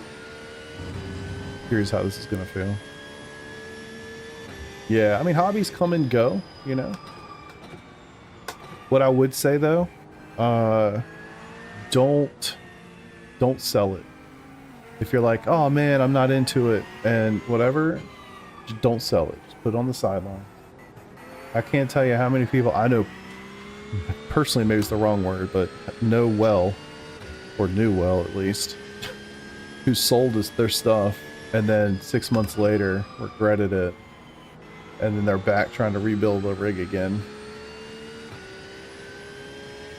Don't do that unless you are damn sure you're not going to use that stuff again. Because, I don't know, I've seen sim racing specifically, it's a addiction.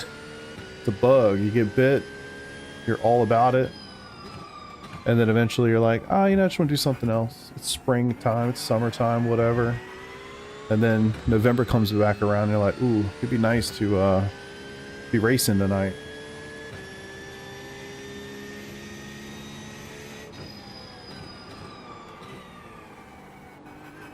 That definitely helps, to be honest. I've definitely gone through different stages of that. Like, you just kind of feel, I'm going to use the word obligated. That's not really it. I don't know how else to say it, but like you kind of feel obligated sometimes, or I feel obligated sometimes to race, stream, whatever. And really a good job.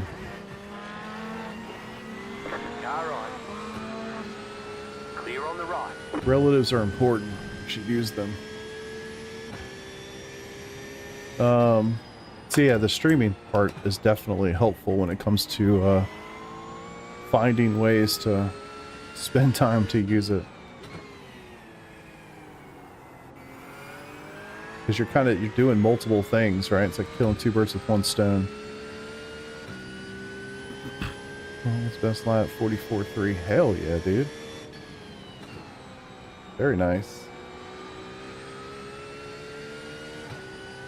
P6 star to P7. Hell yeah, dude. Nice. Such a good track, man. Kind of forces, yeah, it's just kind of like you feel like I'm not just racing, or I'm not just streaming, I'm racing and streaming, you know? Like I get to see what all the boys are up to. Get to have a conversation, sit down and chill a little bit, and then, oh, I'm also racing and enjoying all the equipment, you know? Gabriel, thanks, buddy. Appreciate that. So yeah, there's a lot of little double dip action, maybe is a better way to say it. So, what's up, Mike? Mike. It does. It really, streaming definitely fills the lulls of time that you can inevitably have sim racing. Way too hard through there. Which we saw in my first race where I died early and I had like an hour to kill, whatever that ended up being. Felt like forever. Honestly, think about it this way. If what happened to me in the first race happened and I wasn't streaming, I probably would have just turned the computer off and I would have just done something else. But because I was streaming, I was like, alright, well, we'll just wait for the next race, run some practice laps, you know, shoot the shit a little bit. It changes the calculus. And I mean, hell, streaming 2 people also. If I was just streaming by myself, you know, yeah, probably wouldn't have been doing much.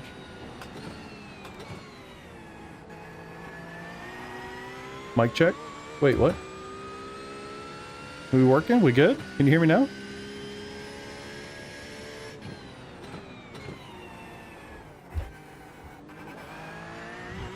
I gotta find out if there's anything I can do to fix this little clip. I don't even know what to call it, but there's 2 little bars in the quick release for the Simucube 3, and one of them is rattling when I hit like a hard curb or something. That's what I was hearing at Sebring. It's heard it a lot at Sebring because Sebring things. Oh, mic check, mic check.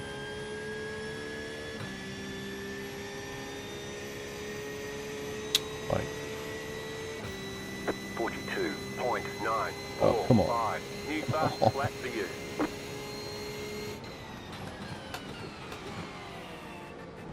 It's so cool when that happens.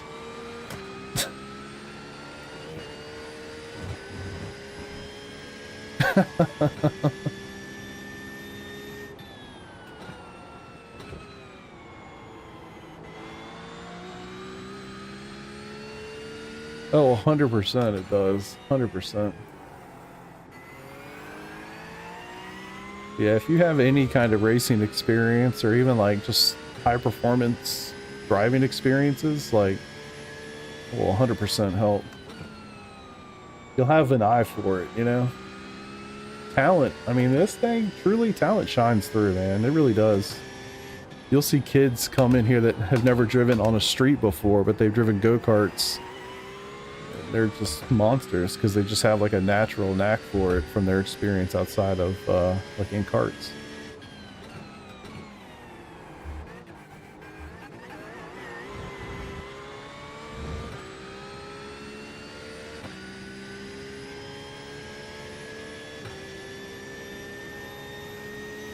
And I gotta get up tomorrow morning. Here's, y'all want to know my day tomorrow? I gotta get my happy ass up and cut the grass. Want to know why? Because my son didn't do it this weekend when he's supposed to. I should make him get up at like 5 a.m. and cut the grass. So every day I wake up and the basically first thing I do is walk a mile on the treadmill. I have the treadmill down in the basement. I'm too lazy to go outside and do it. So I do that every day. And then whenever I cut the grass, I just don't do that. I just use that as my mile. Because it certainly takes me longer. It's certainly more than a mile that I'm walking. Anyway. So I guess the positive is that tomorrow I don't have to walk my mile. I'll be doing it outside in the yard. 2 birds, 1 stone in it, I guess. Mustang. Should it be Mustang with a bunch of A's, or are the G's more appropriate, do you find? Not really sure. Pedals, active pedals. All the description, everything is in the description. All the details. If you have any questions, holler at your boy.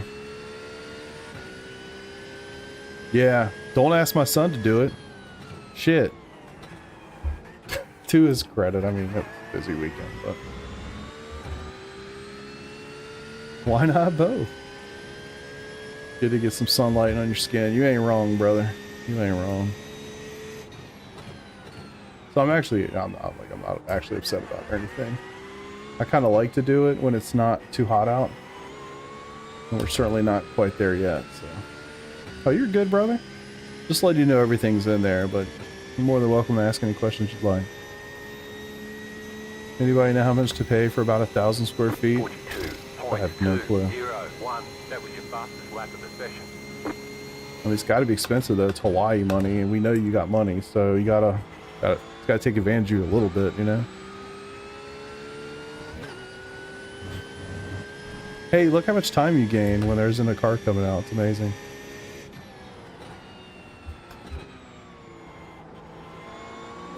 Stay on track. There we go. Oh, that was so bad. I was in ABS the whole time.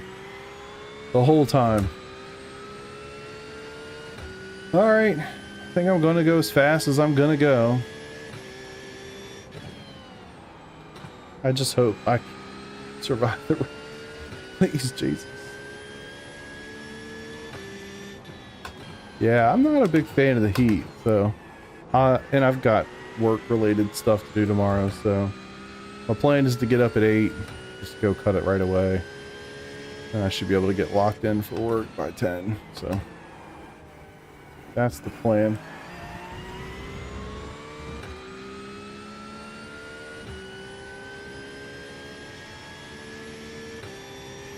I don't. We were actually just looking at that. My max brake pressure is 35 kilograms. So I don't use a ton of brake. I try to just be as smooth as I can on the brakes. I'll show it to you here in a second if you're up for it. Is it alright if I start on iRacing? Oh, of course, man. I mean, if it was me, I would just start on iRacing. You're going to have a long journey to go, you know, through rookies, through slower cars. You're going to build up a lot. Just remember, it's a competitive thing, so if you're looking for something maybe a little bit more passive, just to screw about, like maybe try some other stuff too, but if you're wanting to get into competitive sim racing, I mean, iRacing is definitely the place to be. Kind of hard to argue against it at this point, to be honest.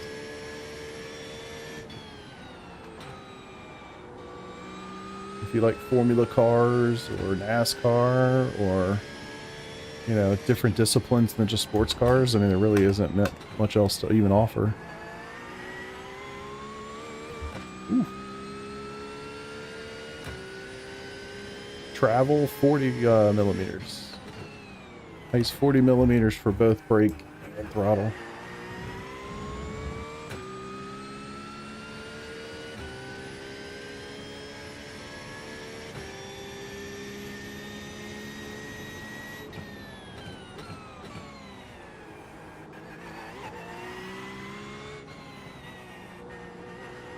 Just killing some time here, boys. Yeah. Maybe. I wonder about open lobbies like that, though, to be honest with you. LMU's okay.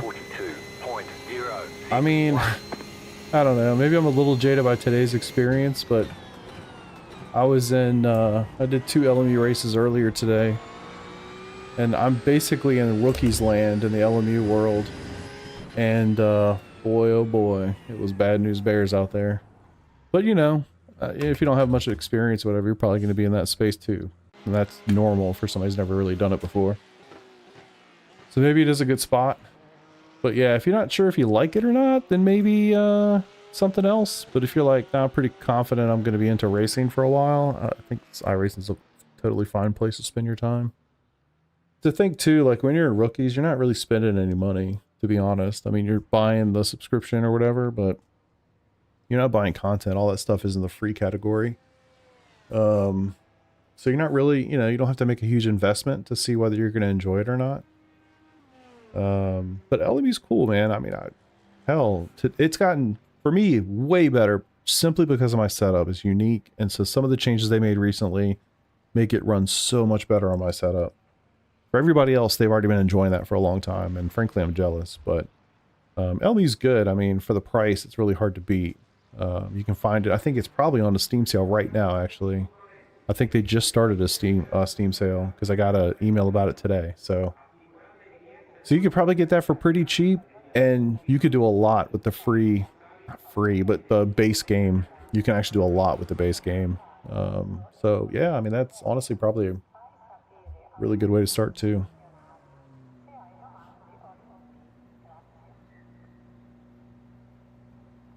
Jesus. big difference between the two. I do think there's a big difference between the two, and I think it's really subjective. Like Mike here in chat, he's a big LMU fan. So he probably likes LMU more than iRacing, where I like iRacing more than LMU, and it's like anything, man. It's like different strokes, different folks, very personal. I don't think anybody's wrong. I don't think anybody's right. It's just kind of want to try them all out and see what resonates with you. You could very likely try LMU if you're wanting to do like sports car stuff.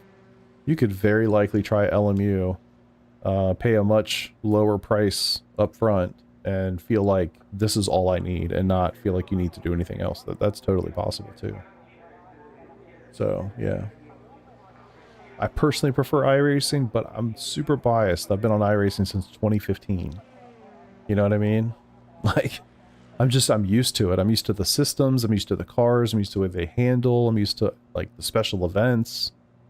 I'm just so used to everything about iRacing that it's like, it's hard to look at anything else and even think about it taking the majority of my racing time. I've spent so much time on this. It's just like sim racing and iRacing are the same thing to me. You know what I mean? If you don't have that background or that history with it, you might have a totally different experience by trying something else.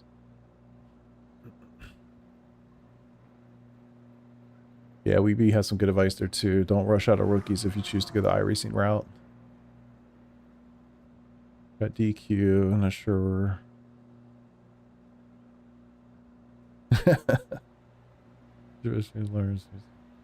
Yeah, new element to you, update coming tomorrow. Oh, really? Interesting. Yeah.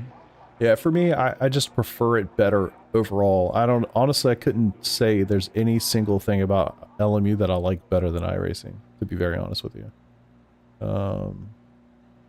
We got a couple tracks that I wish iRacing had, like Bahrain and Qatar and stuff like that, but they're coming.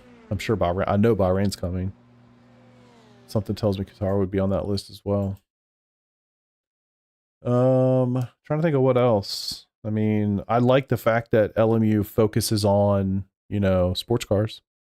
The stars are cool. That's actually true. I saw that for the first time today. The spa race is at night, and I don't know if it's new or what, but I just noticed for the first time I looked up at the skybox and you can see individual stars. I was like, oh, that looks cool, you know? iRacing doesn't have that. Like I said, I do like the fact they focus on WEC, you know? That's very limiting. I don't think that's 100% a good thing. They don't have Daytona. They don't have Road America or Road Atlanta. There's a lot of tracks they don't have because they focus on that one thing. They don't have the Nordschleife. They don't have Bathurst. They don't have Watkins Glen. They don't have, you know, Indy cars, NASCAR, road, dirt, oval, all that stuff. So it's limiting, but, you know, it is nice that they focus on it because then all of their effort and attention goes into that one discipline. And so if that's what you care most about, you're always going to be getting all of the development attention because that's all that there is. So, you know, it kind of goes both ways. All right, give me 2 seconds. I'm going to hop up and pee while we're waiting.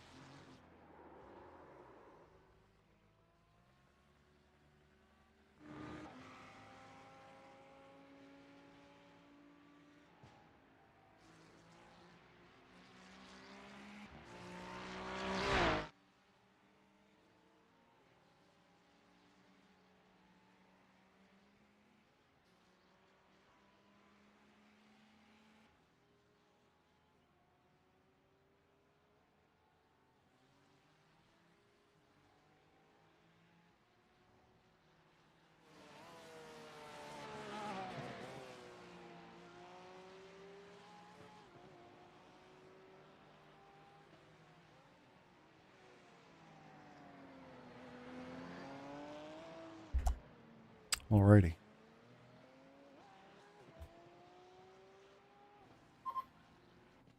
Let's do it to it, boys. Who's in here? What do we got? Split 1 of 3, 2,700 strength of field. I don't recognize any of the names at all. It's interesting too, man, like to race this, racing some of these regionals, especially when it's like not the popular track of the week. Like this one is not going to be the popular one compared to Watkins. It almost feels like going back to my Skippy days. You know, there's only like, there's not a whole lot of people in the lobby. There's a much larger spread of like IR. Stuff like that. Kind of weird. Versus like an IMSA race. It feels super sweaty. It's like, you know, there's more participation. The IR spread in the split's very tight generally. You feel like it's just a try-hard event. Or maybe this would be a little bit more passive. Of course I say that and I might die quite literally in the first lap again. But whatever. We'll have some fun.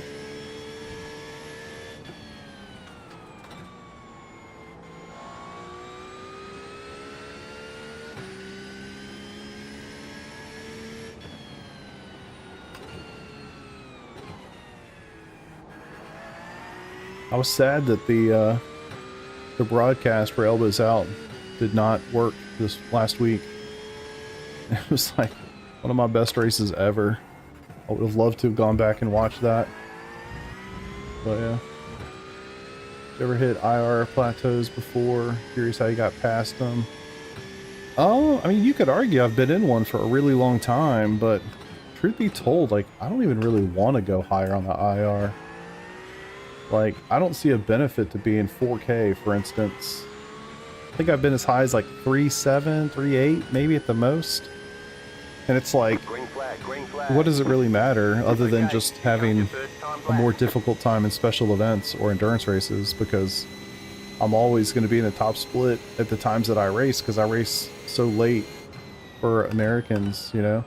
All the Europeans generally are asleep, so the only time I find myself in split 2 or 3 in an IMSA race is when I race at like 2 o'clock in the afternoon on a Thursday or something, you know? So yeah, that's not answering your question, but I mean, the only answer, honestly, is just practice. It's practice, studying up on telemetry if you want to go that far. It's just trying to figure out how to get better at specific racetracks. Like, if you were to basically say, hey, here's this car that I know really well, and I'm going to wait until we go to a place that I know really well, right? Like Daytona for me, or Sebring, or whatever. And I'm going to do 30 races that we can just grind. People do that, you know? Like, that's how they'll get through, like, a plateau of sorts. You know, you just have to decide, is that something you care about? Does that matter to you? There's ways to do it. But if you want to do it, like, in a kind of a natural way that's going to benefit you all the time, I mean, the answer is just to study it up. Find where you're losing time, figure out how to trail brake better, how to carry more speed through corners, all that sort of thing.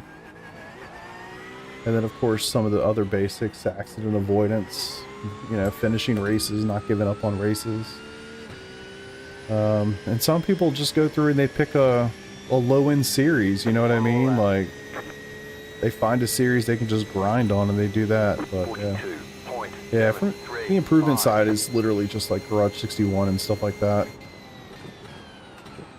Like going through, analyzing your laps, figuring out where you're losing pace, and then just working it through. Yeah. Yeah, it's funny, like there's really no, I mean, I know you know this, I'm not saying it to you, but just in general, like there's no shortcut to it, right? Like, you just have to go through and figure out how to get faster. I also think people underestimate the importance of qualifying. How many people do you know that really practice qualifying runs, right? It's a hell of a lot easier to finish 5th when you start 5th than when you start 12th.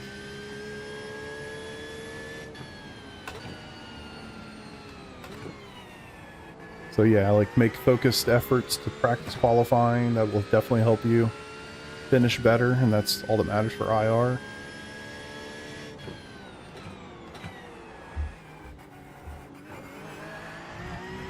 Ooh, close. Stay on the track. Stay on the track. Yeah, buddy, no problem. But I think there can be some value too to the whole grinding thing. Like, let's just say for the sake of argument, you just feel like I'm 1500, but if I could just get myself to 2200 or something, I'd be in the top split races and it'd be less chaotic than the crap I'm dealing with right now. It might be valuable to you to like find a week where it really fits for you and then just grind it out. There's a high likelihood you're going to fall back down, you know, once the next week comes, and maybe it's not a track that works so well for you, but yeah, maybe not. But my honest 2 cents on IR is just to ignore it and forget that it's even there.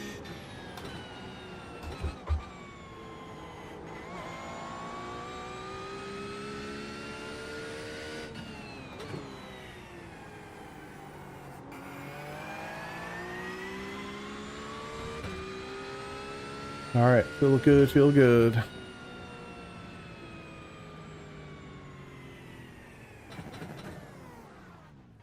I'm excited for this weekend's race, to tell you all the truth. I need to do, I think Nick mentioned it in our Discord DM. I need to do some, not to me specifically, but for all of us, do some practice in the official sessions around traffic. Because for most of us, we all drive GT3s exclusively. So having slower classes in the race is not something we're used to. So that's going to be something to deal with. And then the fact that it's at the Nordschleife is certainly something to deal with. So see how that goes. And I don't know. I've done this race I think twice before. The Nürburgring 24. And I don't think, I'm almost certain the first year we didn't have anything but GT3s in our race because we were on a low end lobby. Or what am I saying? Like a low split, low strength of field. Last year, I think I did it last year. We definitely would have been in a higher strength of field. So I would imagine we had traffic. Obviously, I don't remember. I don't really remember any of that.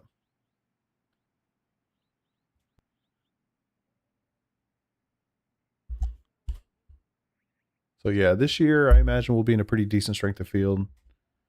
We are doing the Friday night time slot, so that should be generally weaker overall.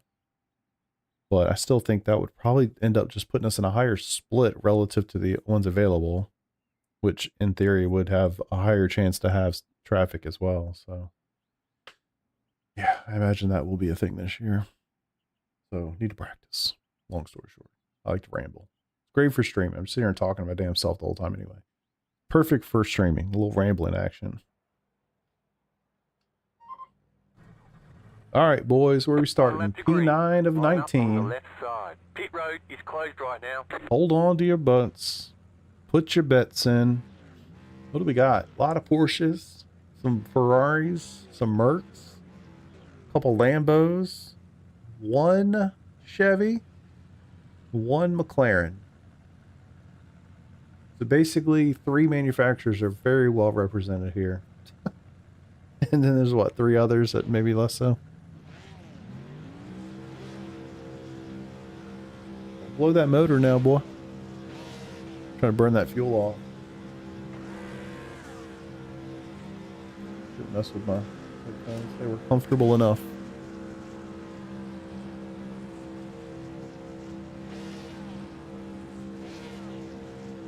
That is a Merc beside me, trying to blow that engine. These guys.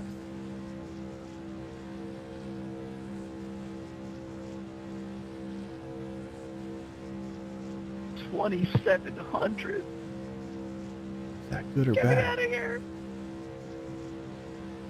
Who said that? I don't know if that's good or bad. Jetstar 6 car.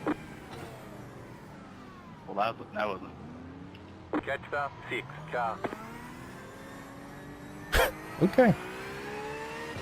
Off we go.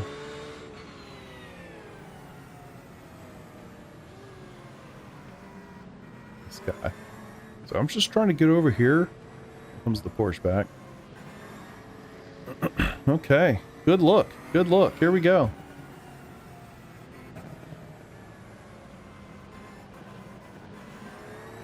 What are we doing?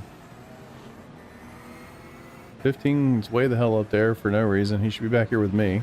He's behind me, in fact. Or I guess beside me.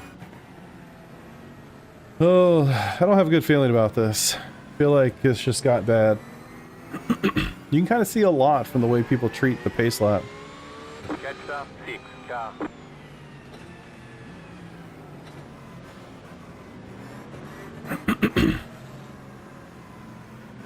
What the fuck are we doing? Get ready, This going is green. wild.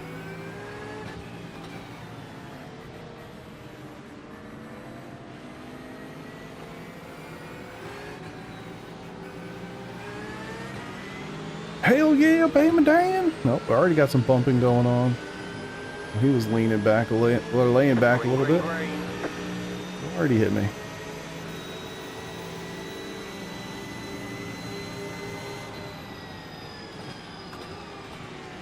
Car right. Clear.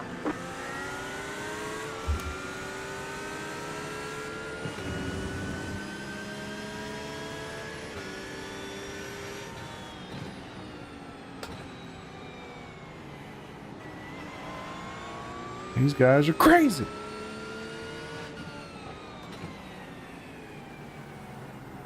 I feel like I got the most dangerous one directly behind me, too. We'll find out. See how Sean plays this.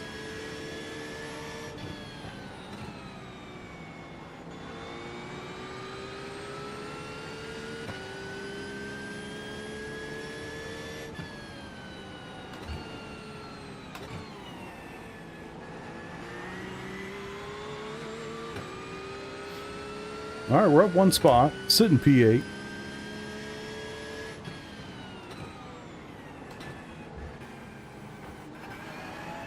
Oh, dang it.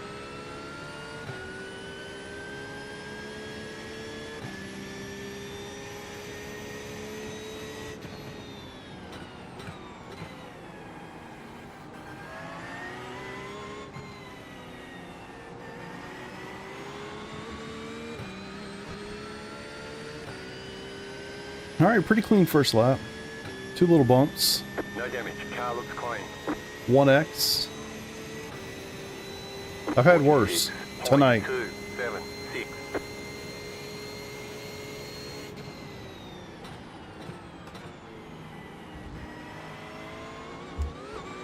Oh, didn't want to hit that one.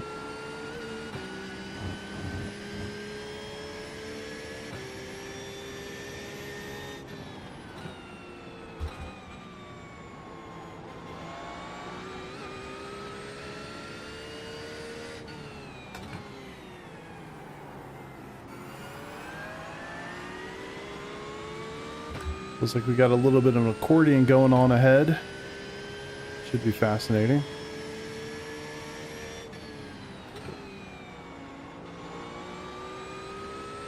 Guys are getting 1Xs like crazy.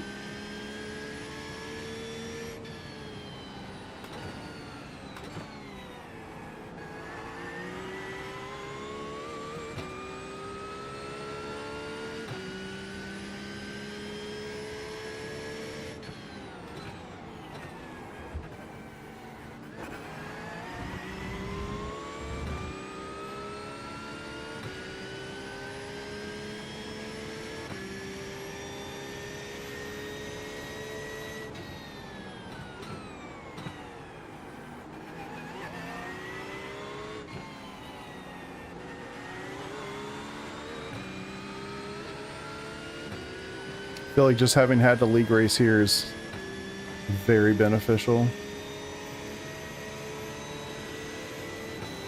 42.2.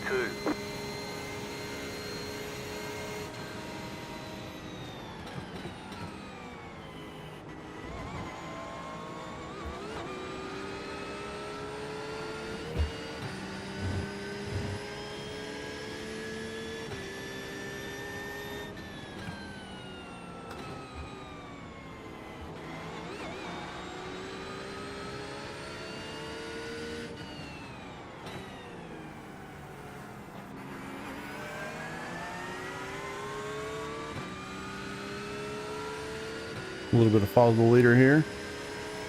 Trying to get to a point where I feel like I can confidently make a move.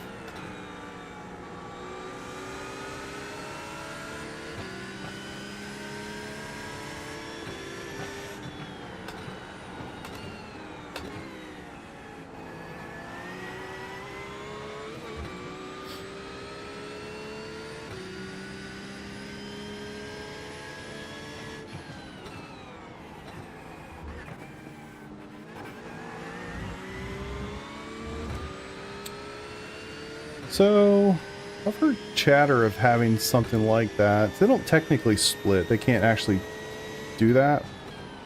But what they could do is just have like an A race and a B race, right? And then physically split their drivers up.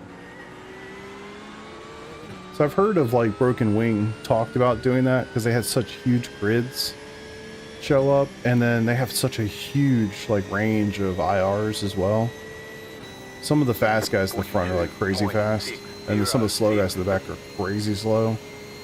So you have a very wide range with them specifically. So I've heard them talk about it. I don't think they've ever actually done it though. So yeah, I'm sure somebody's done it. But it's a manual thing you'd have to do. Not like actually built into the game or anything. But I guess, I mean, you think of PRL back in the day, they used to have a fixed series and then the open series. And they basically said like, hey, the open series is for the fast boys, fixed is for the slow boys, in a, you know, a nutshell. And then the fixed race ran at like 8 o'clock and the open race ran at 9:30 or something. But they were two separate leagues, technically, all under one umbrella. Oh, that was so close. Still working on it. Fuck. I almost killed myself like 3 times there.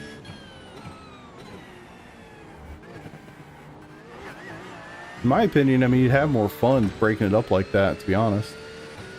Gentleman Sim Racing has 3. Yeah, there you go. Nice.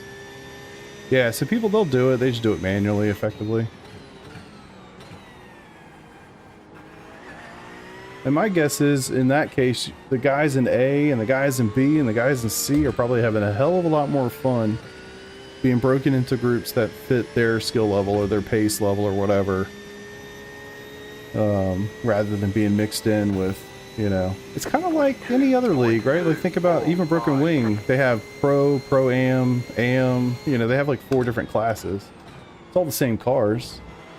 They just break them into different classes based on their I rating and stuff.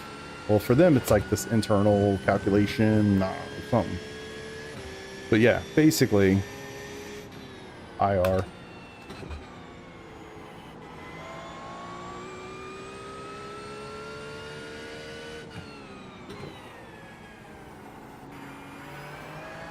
Trying to stay out of my ABS as much as I can.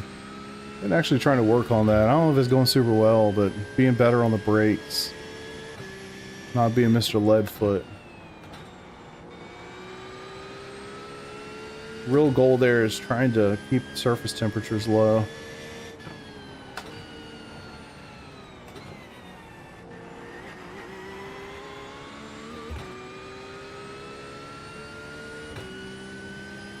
Yeah, that would be cool, man. Uh-oh. I think at this point I'm just up for anything that they can do to just shake it up a little bit. PRL was great. It really was. Hey, what happened to him? He hit them too, I guess, huh?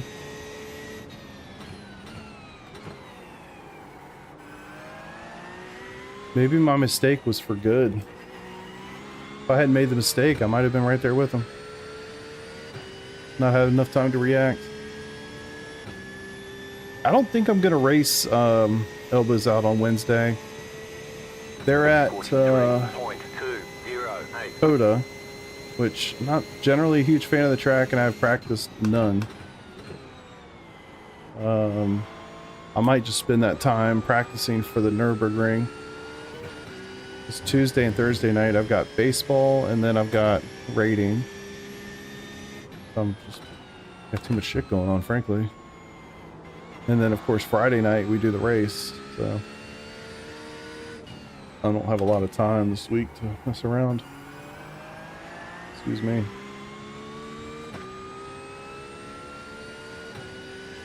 Mr. Merck got through there pretty good too. Alright. You need to brake a little bit earlier. A little too aggressive right now. Remember, we're trying to be nice to our tires, not an asshole.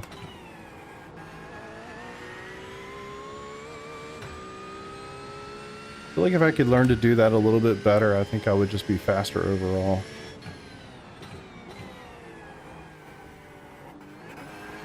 Not like completely staying out of ABS, it's not real, but being in there a little less and pretty much at the very end of a braking zone, not the start. Like right there is fine. That last little bit, fine.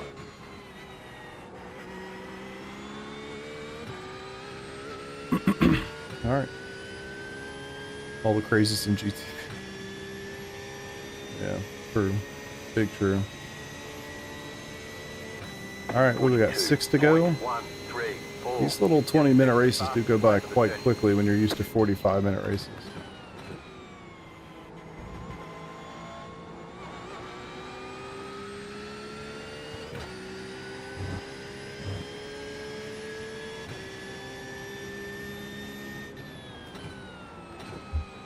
Yeah, I definitely miss PRL, man. That was a highlight of my iRacing time. It was just a good time, like, racing for me in general. Like, it's where I met the SimCity guys, met Martin, and that, you know, at the time it was super fun because so many of those guys were racing. So Martin was there, Marky was there, Ryan was racing with us. Who else? Sean was racing with us. It was just so much fun. Those guys were fun. And then unfortunately, you know, Martin passed, and then Marky and Brandon, those guys just kind of went and did other stuff. I don't know, man. That core kind of wasn't around as much. That was unfortunate. But those few months, man, where we were all racing together every, was it Tuesday night or whatever it was. So much fun, man. Some great memories of iRacing nights. And I was like Pro-Am basically in the PRL Open Series. So I was racing for the amateur championship, or I guess just amateur is what they called it. And the pro group was like legit. Like Ferrari, Scuderia Ferrari Esports had a guy that was racing in that league for the pro championship.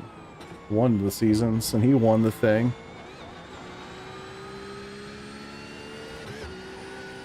But you had me had like legit 8-9K pace in these guys. It was crazy. A lot of fun, man. It was a really fun time. Yeah, it was, and it felt like they were pretty respectful. I mean, you consider like how fast those dudes were, and typically speaking, you get a lot of personality going on there. There was one guy in particular I can remember who's a complete douchebag, but you know, other than that, I mean, it was just so much fun. Everybody was just competitive, you know, really nice, competitive, but respectful. It wasn't all look at me. It was just good, hard, fun racing. And the dudes that put it on, they did such a good job, man. Such a good job.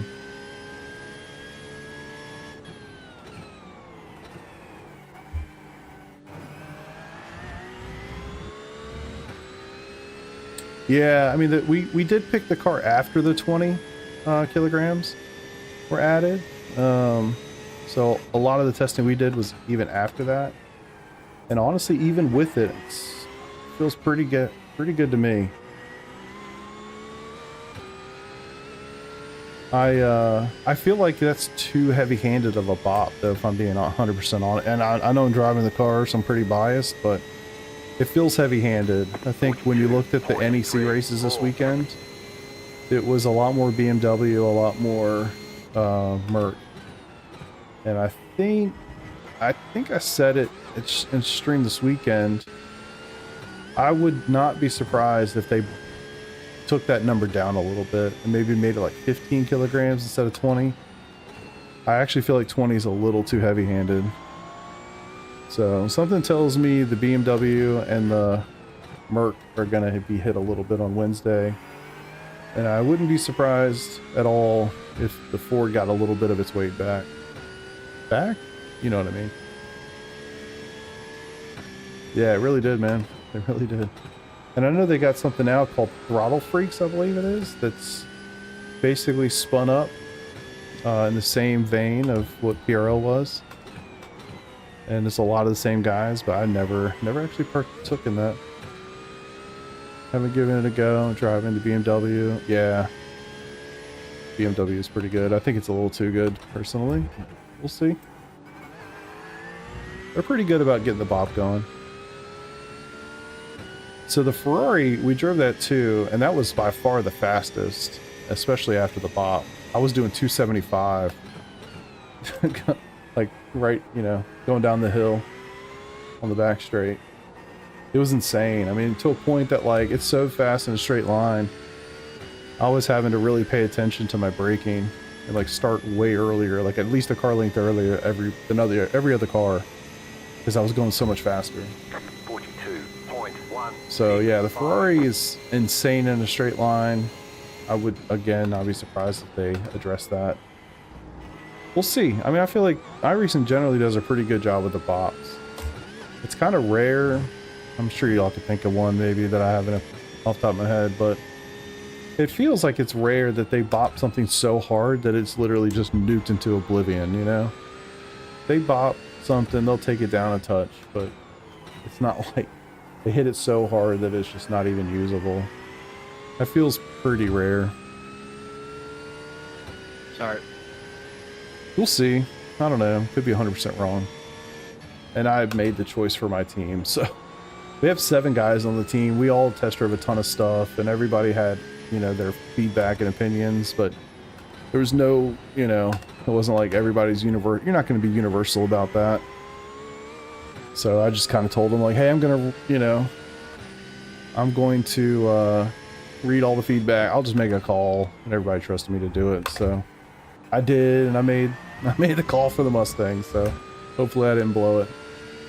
Yeah, true. Porsche Daytona, but only because of the bus stop. Or maybe its ability to not take damage when going over the flight at the bus stop.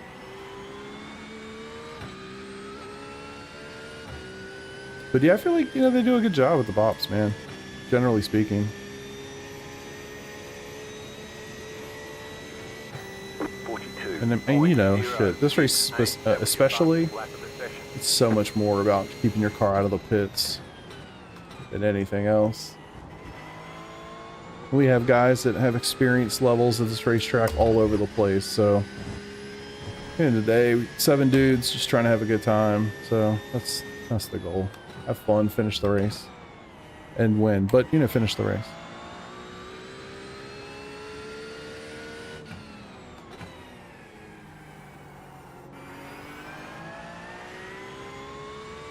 The other thing too with our teams, most of the guys actually drive the Mustang most of the time.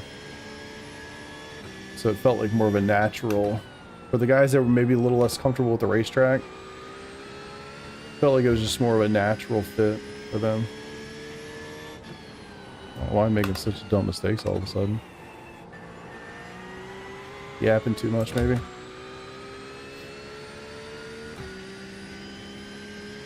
Yeah, agree. I think we see big gaps in the pace, but I actually think it's more to do with the track conditions than the cars, personally. Agree on the Porsche, too.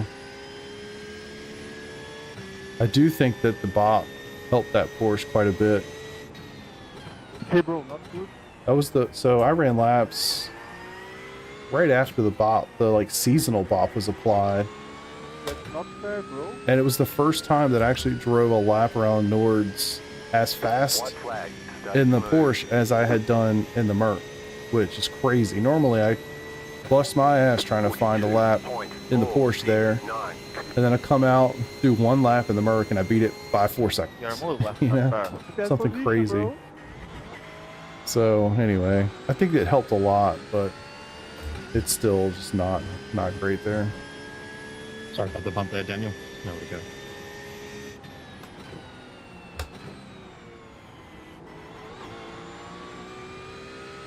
All right, let's try to finish this thing strongish.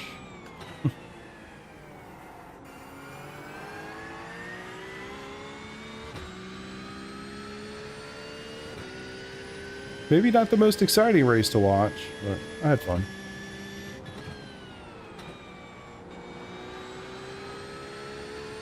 Could have done without the 2 incident points, but could be worse.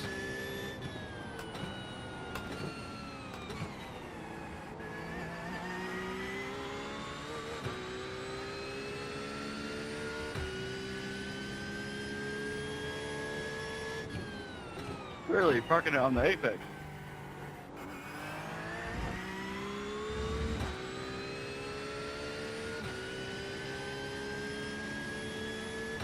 Yeah, it's shocking how much better it is, I'll tell you. Get him, Daniel, get him.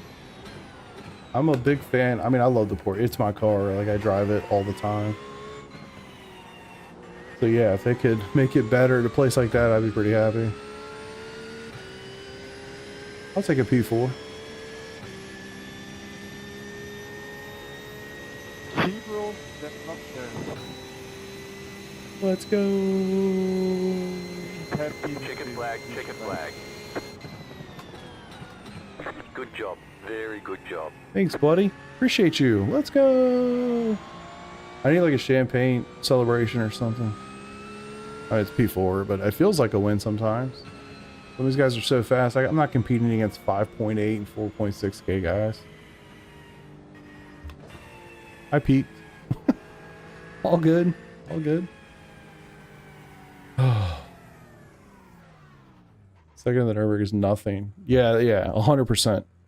I try to remind myself of that, and then I was reminding the guys of that. Like, you know, we might get a little disappointed. So I did the same. Just do you see? When we're like, 5 seconds difference than our friend or whatever.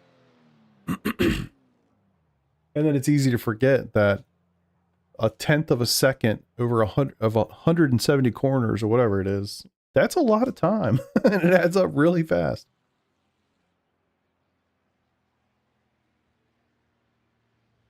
That's the it's one of those things. I personally, I just get super impressed when I watch people that are like experts at that racetrack, man. Special. I wish I was that good at that racetrack. I really do. I am not. Okay. I am not. I'm not bad, but I'm definitely not fast. Oh, man.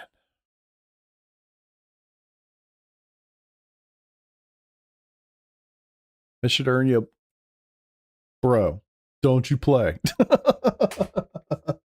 I wish, man. I wish. Oh, rip. Okay, I'll stop clicking it. All right, gained a little safety rating, We're going to get a hell of a bump of safety rating this weekend. We're going 499, baby. That's for sure. What's the net tonight? 52 up. Hey, it's good. I ran a good race. I mean, 2 incident points. They were both kind of dumb, but that's fine. Whatever. 2 at this racetrack is pretty good. 0 here. That's quite impressive. Good work for these folks. But yeah, this is a very easy track to get a lot of 1Xs. So I'll take a 2 any day of the week. But yeah. Yeah, I wish I had a blizzard. Boy, I tell you what. Wish I did. Where were we tonight on that? So I got murdered. I mean, it was whatever. 73 down. 52.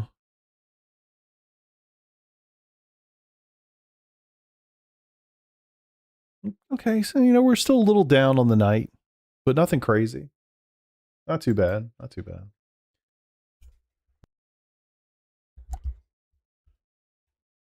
Five seconds.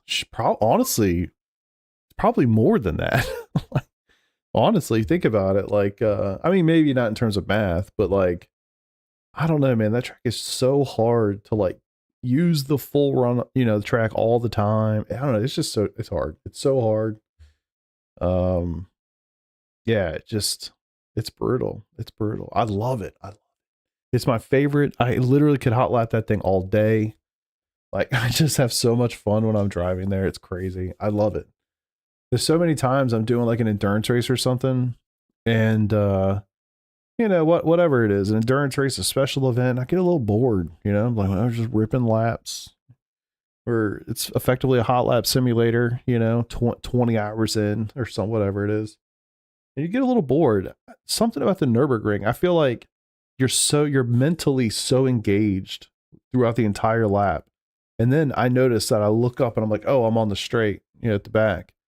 And it's like that moment to realize, oh man, I just did like 8 minutes. Like that was just 8 minutes that went by. And then you like black out and you get back into it, come back around and poof, like wake up again. Oh shit, I'm on the straight again. I must have done just another 8 minutes. It just goes by so fast because you're so mentally focused on what you're trying to accomplish. It's, fuck. I have to figure this out. Y'all sitting here looking at a black screen. I'm such an idiot. I was going through the results trying to figure out like, hey, how much did we lose tonight? Sorry. I'm gonna fix this tomorrow so that I'm just gonna have one scene. I'm not gonna screw around with game captures and all this other shit. I'm just gonna be done with it. Anyway, I almost ripped into it right now, but it's like 11:30 and my old ass needs to go to bed. So anyway, thank you guys for hanging out with me tonight. I appreciate it. I had a lot of views tonight, which is always cool. I hope y'all had fun. I hope you enjoyed the racing. Unfortunately, the first one was kind of shit, but you know, what are you going to do? Such is life. So yeah, thank you guys for being here. I'm trying to think what my plan is for the rest of the week. Like I said, we're busy as hell. Tuesday and Thursday, we've got baseball and I'm rating both nights. Wednesday, probably gonna do some practice. I might live stream some practice if you guys are interested in seeing that. It's not gonna be super compelling content. I'm not gonna do races or whatever, but I'll probably run some laps. It's kind of final prep for the race because we go off at 6 p.m. on 6 p.m. Eastern on Friday. That's our race session. So really not gonna have much time to practice prior to that. So yeah, and I will be streaming the whole race as I always do. So if you want to check in on how we're doing, just, you know, come hang out with the boys. But yeah, I do have my stints and everything ready to go. Those are my stints, at least as of right now. Things will change. We will get wrecked. We will wreck people. We'll hit some shit. We'll have some damage to repair. That's this race. But yeah, that's where I'm at for the race this weekend. So anywho, appreciate you guys. Appreciate all the subs. We got a whole bunch of subs tonight, which is crazy. So thank y'all for that. I know we only read out like 2 of them, but YouTube, I don't know why. I guess it's privacy settings. You don't see them all. So I saw a bunch more. So thank you for that. I appreciate that. We got 7 drivers. Yeah, I'm only doing 3 stints. We have 7 guys. So only, I think 3 or 4 guys are doing 4 stints. And everybody else is doing 3. So I just gave myself 3. Some other guys I think are a little bit more jazzed up about it. So gave them 4. And who knows? You know, people might say, I've done 3. I'm out, and maybe I'll jump in for 1 or whatever. We'll figure that out. But that's the plan. Thanks, Nico. Appreciate you, brother. Yeah, Rick. I had a good time too, man. I hope y'all did too. So anyway, I'll see y'all again, maybe Wednesday night. We'll see how that goes. 100% Friday night. We'll be ripping it on Friday night. So, anywho. Appreciate y'all. Hope y'all have a great rest of your week, and I'll see you when I see you next. Peace.